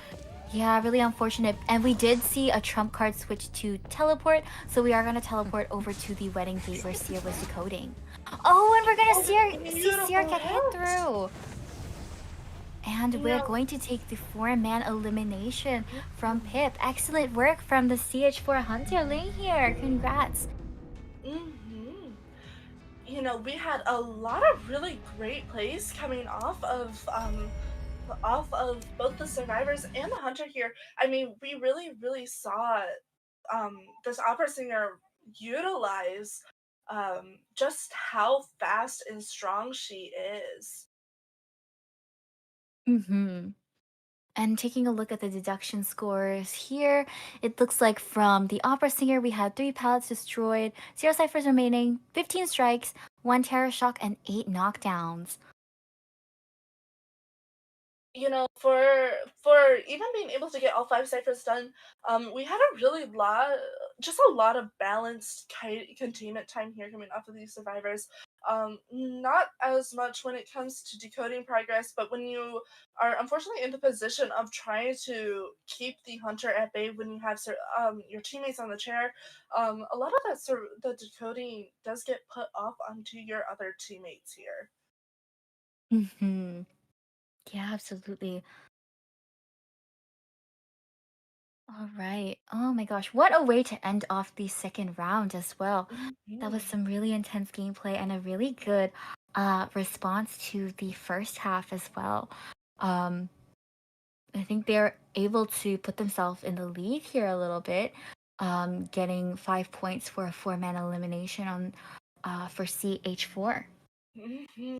So we are tallying up our points at the moment, but I mean, we had a lot of really great matchups at this current moment. I know we're slowly moving into the next phase here, but you know, being able to watch both the clerk gameplay and then also just how strong this opera singer is here, um, it really feels like we're really evenly matched here when it comes to this playing field. Agreed. And considering we're moving into round 3, I think they're really, really, really gonna pull out all the stops to uh really give each other a run for their money. Hmm. Um, you know, when we're moving into our band picks and selections here, um, you know, I'm anticipating that we're going to be seeing both the opera singer and the clerk off the table here. We really do not want to mess with that. Um, moving into this phase, I would really anticipate either seeing a double hit hunter or a chip hunter, like the sculptor or axe boy here. I would love to see some double hit hunters for sure.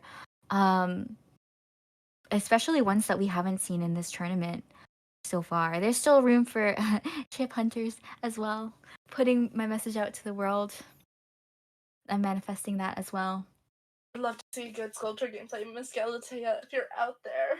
I do miss the reign of Sculptor, I won't lie. I do too. More so watching her. Like I still see Sculptor here and there when I go into rank.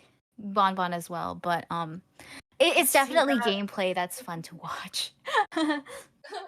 I was gonna say that is the unfortunate thing of being mid tier. I don't see any of these hunters. I get stuck with the very average Antonios and nightmares.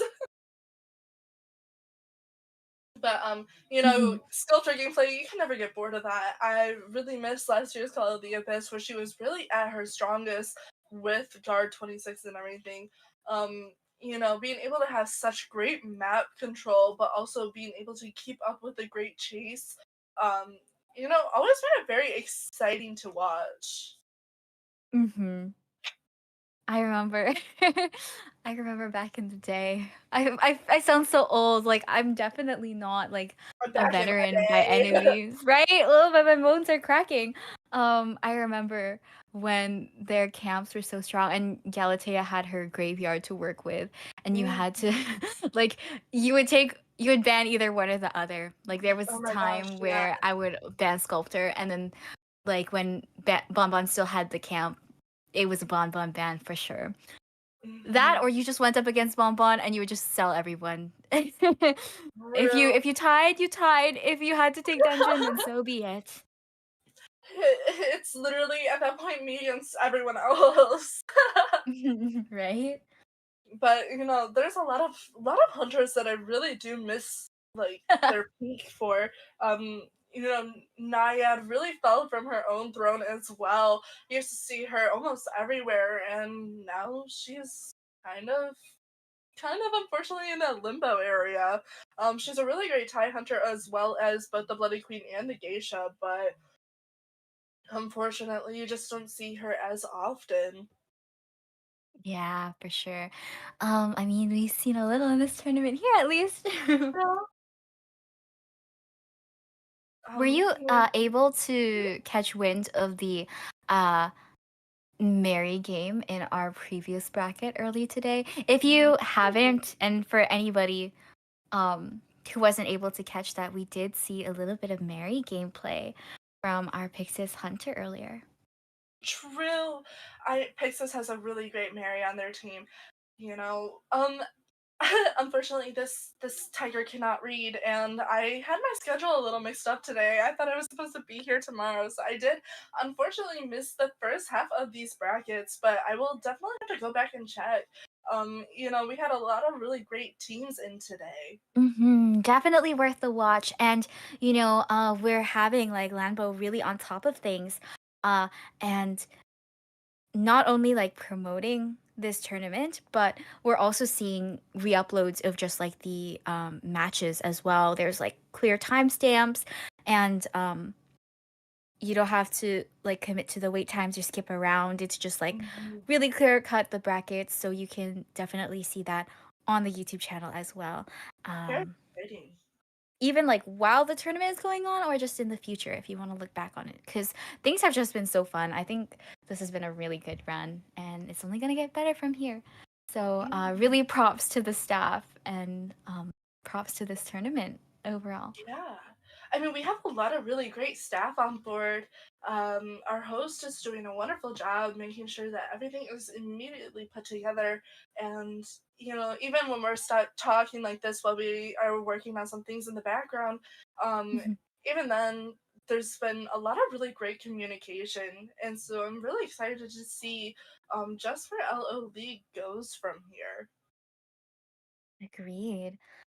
Now we are going to settle just like our point system and how we're keeping score.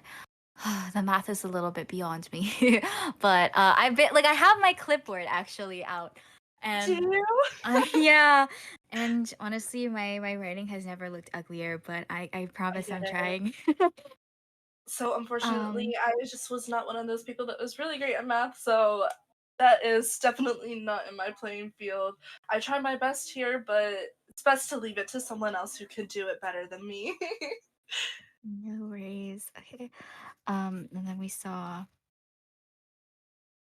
Mm, yeah, I tried. I'm gonna put a pin on it here. You're I'll beautiful. leave it to the pros. I'll trust someone else with it than me. Yeah, don't worry. I think Melon's on it. So, yay! Woo! I'm very Yeah. And thank you so proud of much, those. everybody, for joining us on this Mhm. wild ride. It's been a fun journey so far. I accidentally opened Identity 5 on my phone. Oh, I do that Uh, on accident all the time. right? um, but yeah, we really appreciate your patience and moving forward, and making sure that things are going along as smooth as it can possibly be, just from on our end as well as our players' end. Um, yeah. Yeah, it's been really great seeing all these familiar faces in the chat. I mean, you and I have seen a lot of really familiar faces, especially as of these past few days, just from past tournaments that you and I have been a part of. So it's really Mhm. really nice to see such a really great community here. Absolutely. I really hope that it encourages other people to be a part of it and to reel more people in. I definitely see some familiar faces in the Mm. audience as well. It's always nice for all of you to join us as well. Thank you so much to everyone who made the time to tune in. I know not everyone is necessarily chatting, and I love seeing anybody chatting as well. But anyone who's just like tuning in, even just to support us and our players in passing or like passively with the tab open is just like super, super much appreciated. Very, very appreciated. It's always really nice being able to sit here and bring this community together in this way, and being able to be a part of a tournament scene with everyone is very exciting. We have a lot of great teams that really put themselves together and give it their all, and to be able to see just how well everyone showcases their team's trust and communication with each other, and just how well they have mastered the characters that they play, makes being able to sit in a tournament setting very exciting. Yeah, 100%. And I am just really thrilled to be able to commentate in general. It's a pleasure to be up with Mian and of course earlier with Bugs and Trickster as well. Like I don't know, like despite any mishaps and like shortcomings, it's just really fun like at the end of the day to get to watch everyone like kind of give it their all and work alongside people that you are friends with or like befriend along the way. I feel like I wouldn't have met certain people, like for example like Bones as well. um like I feel like I met through commentary as well, and like our staff here. Like I feel like I was I'm just gonna getting so say, you're sappy so in cute. I was gonna in our say, like little. I I roped Bones in for, if anyone remembers the Checkmate tournament. We Mhm. were really lacking in commentators at one point, and so I roped Bones in, and being able to sit down and watch Bones go from commentating for Checkmate to streaming on his own, and then obviously being able to watch Bugs and Trickster and everyone be able to pick up and stream on their own. It's been Mhm. really exciting. Yeah, I agree, and it's so fun to see everyone shine in like their own ways. Like if you're not like a player, of course, then you have like these other really talented people too, and like there's just so much to love and admire. Like I'm like looking around, there's so much to go over. Like I know we still have time, but um like I feel like a lot of effort and love has been put into everything, and like you can see it even just like from our graphics, for example. um it's so like it's so well made, So and much TLC. yeah, exactly. No, so I'm really, really just super excited to see where this tournament goes in the future. I've had a lot of fun so far Mhm. participating, and even in the chats that we have, messing around with all the other commentators and all the other mods, really makes me super happy. I mean, messaging and messing around with Trickster earlier today was really fun, and being able to really vast. Whoa, that is the wrong word, but broaden my view on the community as a whole is very exciting. Yeah, I agree. And honestly, I'm really thankful for um like being signed on to take part in things. I feel like my last experience was also with Checkmate. Like after that and after Fool's Gold, like I really just Thank you. like exploded like off into the distance, and I was like, no, it's over for me. But it's fun to be passionate about Identity 5, and like I think it might just be like um luckiness, like oh the release of Fool's Gold, oh Koa, and all these tournaments popping up. But I am really thankful regardless, and it's been like it makes me feel like all the more grateful I anyways, agree. so. Also, I see that we're getting a pizza party after this. Yay. We should have like a mushroom pizzas in honor of Oh, Koa 7. I sorry if there are any mushroom haters, oh, but I yeah, love that's mushrooms so me. much that I would eat Koa 7 Haster. Oh, I'm sorry, Mian. Wait, this is going two directions. No, thank you. Don't worry, I'll eat your share of mushrooms. I'll pick them off your Okay, pizza. yeah, okay, I'll take them off my pizza and then I'll put them on your plate. Yeah, that's so kind of you. Anything for you. What But yeah, kind of I'm pizzas? so excited, Yeah, in the chat, drop your favorite for pizzas, everything. everybody. I love pepperoni with extra cheese. Such We a have Mersh Tomb from Melon. Thank you for your first input. to Yeah, yeah, we'll be moving into our Bannon picks really soon. We've gotten everything. We're settling, ironing things out, but um, yay! Yay. Looks like we are moving into our abandoned picks here very, very slowly. Super excited to see what we have on the table here. Looks like we are going to be seeing an ever sleeping ban. Um, very unsurprising here. A map like Ever Sleeping is very versatile and can really go either way when it comes to your Survivor and Hunter picks here. That's right, and it looks like we're going to opt for Moonlit River Park. Yeah! I've been manifesting this since the beginning of the bracket. I so badly wanted to see um a bigger map get utilized. And I feel like when you have Moonlit, there's room for some more fun. You have that roller coaster. And again, these teams have been like pretty on top of things in terms of communication and teamwork, working together and all of that, making sure they're meeting everyone's needs. So with certain aspects like the roller coaster in play, that could definitely work in their favor. But of course, it can also work in the hunter's favor as well if you're able to utilize certain traits to kind of like kick survivors off that roller coaster or get that terror shock in. Really great stuff. And it's just fun to see the map get utilized. I mean, we saw it in our previous bracket earlier in the day. We saw some tram action between AT I missed activators and it. Pixes. It's definitely like a must watch. Like I feel I bad, love but the tram. I feel like I could say it because me and DTM we're besties. Though I'm lying, but DTM got run over. No!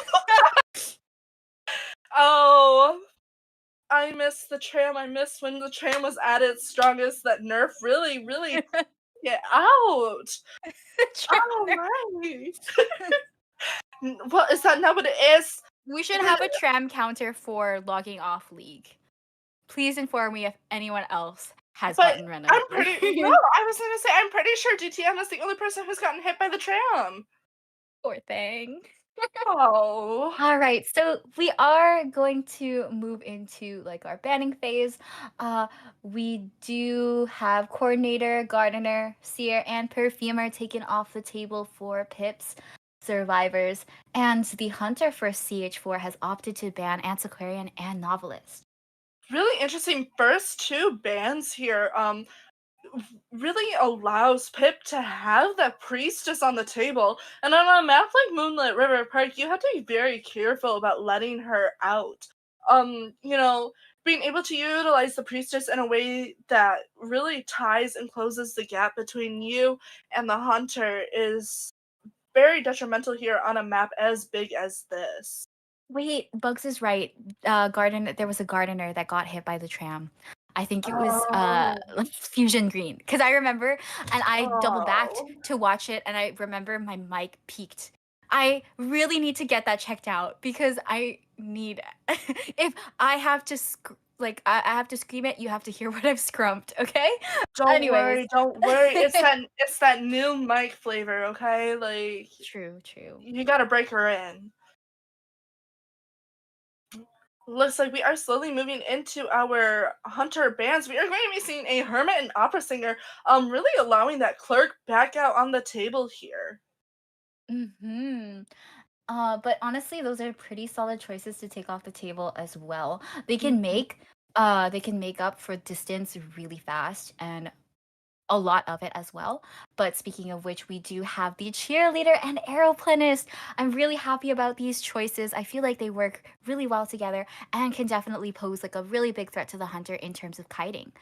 We're also going to be locking in with forward.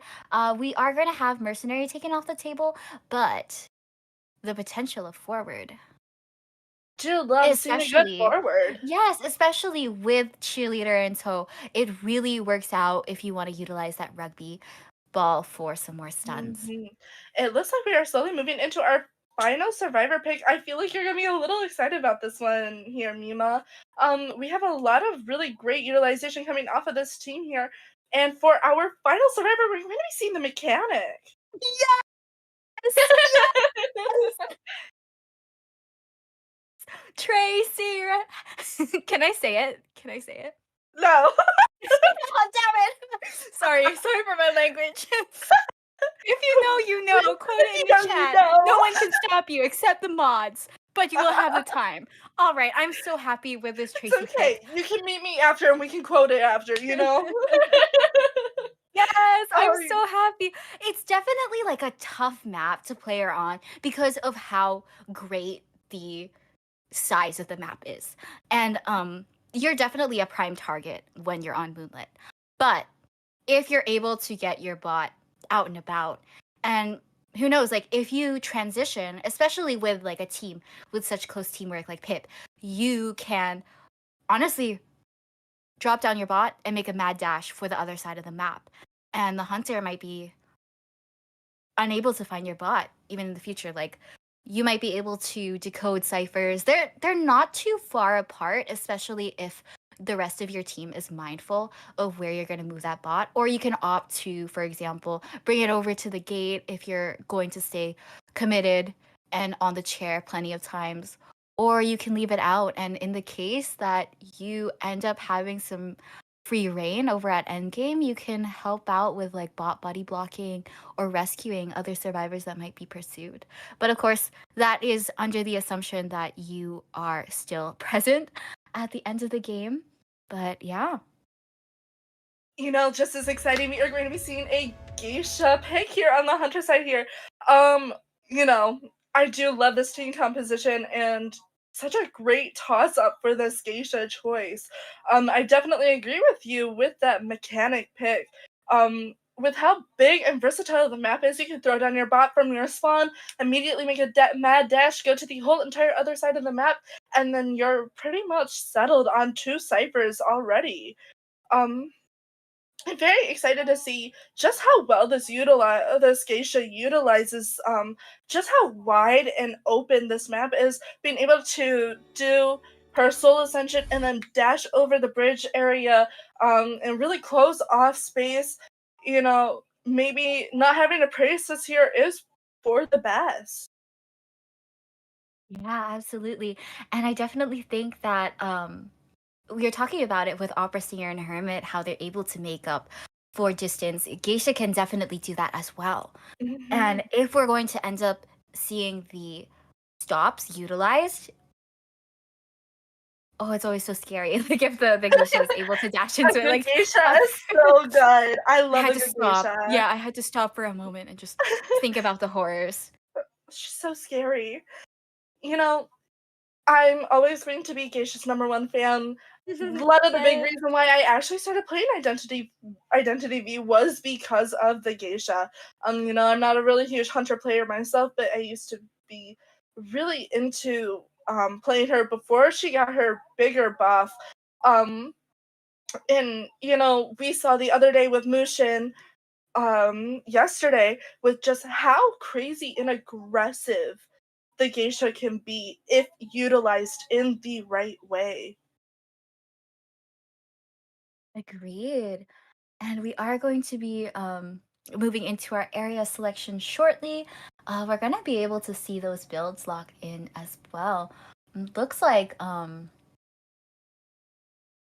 think we might only be getting one tide from the Aeroplanist end. I think he's a pretty solid choice in terms of having your rescuer. It does leave some room for the forward to be both the kiter as well as like a support. That flywheel will definitely come in clutch. Aeroplanist, however, is not going to be bringing borrowed time. He's bringing your favorite build, Mian, with the Tide Turner and Broken Windows. Mechanic is going to opt for Broken Windows and borrowed time, and Lily will also be having a similar build to forward with the flywheel and D9. You know, I Or sorry, never ever. the 3. Fair, fair. You know, I will never ever denounce a 3-9 build. You know, we're moving into our map pick, our spawn selection here, and you know, putting that mechanic in the farthest corner that you can is such a really great place. But unfortunately, it looks like that Geisha really is anticipating just where the survivors will be. You know, using that cheerleader to really fake out the Geisha, put her in the whole separate corner, and then move all the other players into that other far corner by first stop here. Absolutely. Now we are going into the first half of round 3 with our CH4 Hunter up against our Pip survivors. I'm Mima and I am with Mian. Good luck to both teams. Good luck. All right, so we're going to keep a little watchful eye on that forward, and it looks like we're actually going to be going for him first, at least to prevent him to stop the, put a stop to the second stop. You know, really being able to cut off the second stop here really helps. Using that rugby ball to just get away, move over to a different area to transition kite, we are going to be seeing the Geisha turn around and leave. You know, after a while, you're already seeing the forward use about half of his rugby ball. After a certain amount of time, he will use all of it, and not really much of a concern after that. And it looks like we are going to be changing targets here now with the Aeroplanist over at the circus tent. And he is going to utilize one of his jetpacks. We are going to see a charge hit, our first hit on the survivors. Great use of those of the jetpacks coming off of, oh, beautiful blink coming off of this Geisha. You know, we had a lot of really great utilization of those jetpacks here. And unfortunately, to really get distance. Yeah, we're gonna get cheered right in front of the cheerleader here. Really putting that cheerleader in the position of, do I have to decode or should I go in for that rescue? And unfortunately, the Aeroplanist is the only person on this team with Tide. Yep, luckily, it does look like forward is going to be moving in for this rescue. Mechanic was able to take over his Cypher with the main body, with the bot also outside. Oh, but cheerleader comes in for a backdoor rescue. Really great on the forward to be able to be a decoy. We are going to see Aeroplanist go down, and Ling is not letting up. We're going to kind of like wait this out a little bit just to refrain from, oh, excellent hit on the forward. Really great straight on that forward. Discipline. Really great discipline. Oh, wonderful start off of that forward. Unfortunately, that Aeroplanist just picks up that butterfly and can't really cut off the connection between him and the Geisha here. It does buy some time for decoding, but unfortunately, Mechanic's cowardly debuff is fully stacked with 2 members of the team injured here. Now we are going to see forward, it's possible for forward to go in for the instant on chair, but it looks like we're not going to opt for that. Looks like we're really going for the sit on the Aeroplanist here. You really don't want the Aeroplanist, who is the only sole runner of Tide, back into the playing field, because when you're playing a hunter like Geisha, time is of the essence. And it looks like cheerleader is moving in for another rescue. Oh, we're gonna get the drop down hit on the cheerleader, and oh, unfortunately that flywheel isn't going to negate that hit, and cheerleader will be going down with Aeroplanist getting sent back to the manor. Really great discipline coming off of this Geisha here, being able to use Soul Ascension to get that drop down hit and being able to fully connect. Unfortunately, that flywheel was just a little bit too late there. And you are going to see the forward come back in for another rescue. Unfortunately, it looks like he is just getting cut off as much as possible. Beautiful flywheel, though. We only have a little bit of rugby ball left to work with. And, oh, great use of the no, I think it was it was the motivate, because we saw the inspire on the cheerleader once again. But she is going to go down here after using 2 of those motivates. Unfortunately, not being able to utilize the pallet there because it is now broken. The cheerleader was in a bit of a difficult position. Now it really forces out the mechanic over here. Luckily, her bot still is on the cipher, but we are going to get intercepted by Ling over here. And forward is not... forward is moving in as well, but it's going to be a tough call because we're keeping a watchful eye on that chair as well. And we're going to see a Beautiful blink charge hit! Is Mechanic able to make it in time? Are we going to risk this Terror Shock? We are able to get the rescue in, but unfortunately, Cheerleader is going to get hit right off of the chair. Actually, we just do not have the cipher progress at the moment to be able to do things like this. Oh, beautiful hit coming off of this geisha, really being able to predict where that mechanic was going to end up with that butterfly placement. Yeah, it really forces her to kind of like get sandwiched, really. And Cheerleader is going to get sent back to the manor here. She is going to open up a box because we only have a little bit, roughly 10% left. But closing that box gives quite a loud sound, and it looks like the geisha is closing in on Mechanic here. We are we're able to... Oh, that was a really nice usage of the butterfly to dash forward. We're gonna have Mechanic go down over at the circus tent ruins, but forward has since then picked himself up and was able to find an elbow pad. Now, Mechanic's bot is on its last sliver of health, so we're gonna leave it over at the cipher. Tonight is potential for later on for sure. But unfortunately, even if forward were to go over to the bot, it's just not quite enough to get a heal in. Just as I was predicting, being able to use that butterfly to quickly dash across the side here. We are going to be using that bot over here as a tinnitus breaker, but it looks like the geisha unfortunately has caught sight of the forward. And we're gonna have a little bit of a moment here at the first stop. The charge hit is able to get the down on this forward, and of course forward cannot pick himself back up. So Mechanic really is going to be our next target here. We're gonna take out the bot. Sadly, it was already at 0%, but it is going to reveal the Mechanic's location as well. So there is the benefit of that. Even if she is able to right in the eyesight of the geisha. Unfortunately, the mechanic is just not able to get herself up here. Really trying to solve her time. Really looking for that 4-man here. And it looks like we are going to go for the surrender with a 4-man elimination for CH4. Congratulations, and really well played. Really, really well played. You know, geisha on a map like Moonlit River Park is very intimidating because you have a hunter that's very, very fast and can really catch up to you. You know, we had a really great team composition, but unfortunately, it was just not to the point of being able to counter the speed of the geisha as much as I'm sure we were anticipating. Yeah, and I think Ling really took them by surprise. Let's have a look at this deduction score here. We finished off at 2 remaining ciphers with 2 pallets destroyed, 16 strikes, and 10 knockdowns. Really impressive stuff.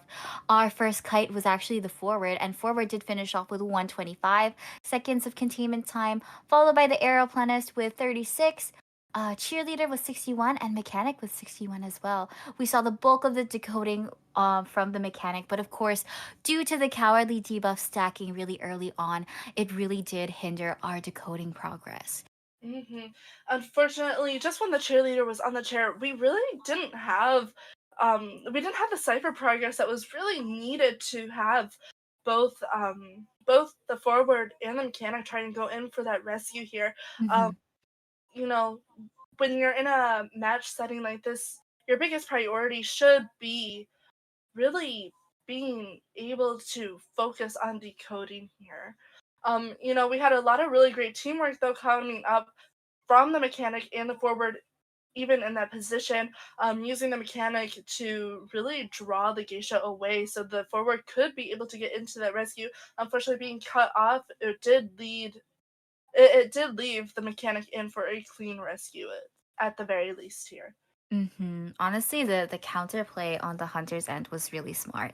You would totally expect to go against the mechanic, especially with the spawn selection. I feel like it was very much set up to allow second stop to be turned off or for mechanic to move out forward and have that forward support. But by going for the forward first and foremost, it really puts the pressure on him to try and stay at full health, utilize that rugby ball, and break distance, and then switching targets really put the aeroplanist in an unfortunate and unexpected situation. Mhm. I don't think anyone was expecting it, and we're expecting to see a little bit more as well, because we didn't see an Inspire on the aeroplanist either in terms of like the jetpacks, and it's just like a really tough situation to be there.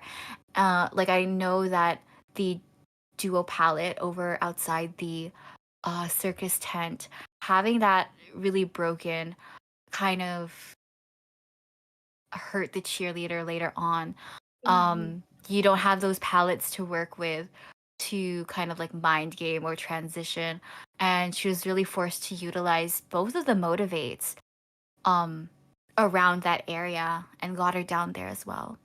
Oh So yeah, yeah. for sure. And then even then, being able to really stop the geisha in her tracks with collecting the butterfly, and looking back at her to stop her from her dash. That's such a really big and important part of stopping her in her tracks. So, unfortunately, we just did not see that coming off of these survivors because of just where they were placed and positioned here. There's a lot of really small spaces for that geisha to really trap you in. Mm-hmm. It does look like this is our last match of the day, though. Yeah. We will be seeing CH4 move into semifinals next weekend, I believe. Mm, it's definitely gonna depend on availability. Uh, we are. Let's see if we've actually gotten an update regarding that. Yeah, it does look like it's going to be next week.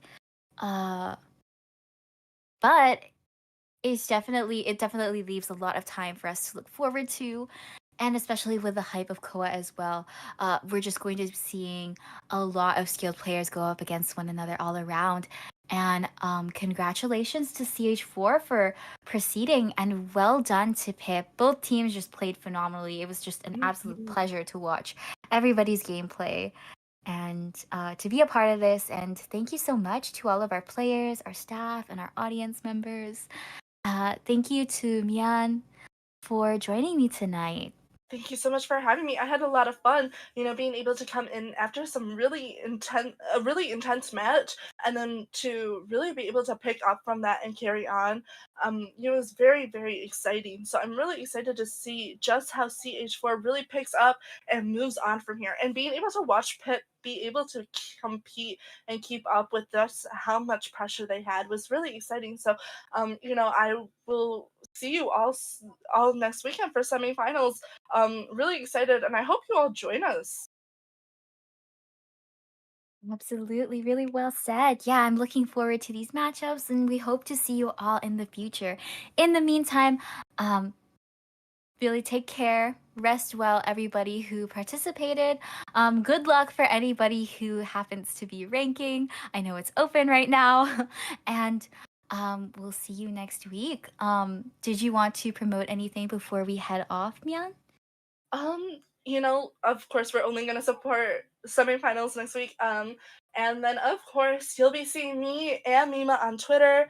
I'm Tiger Mian and Mima is Missy Malice. So I hope to see That's right. everyone continue to support us even as we move on through here.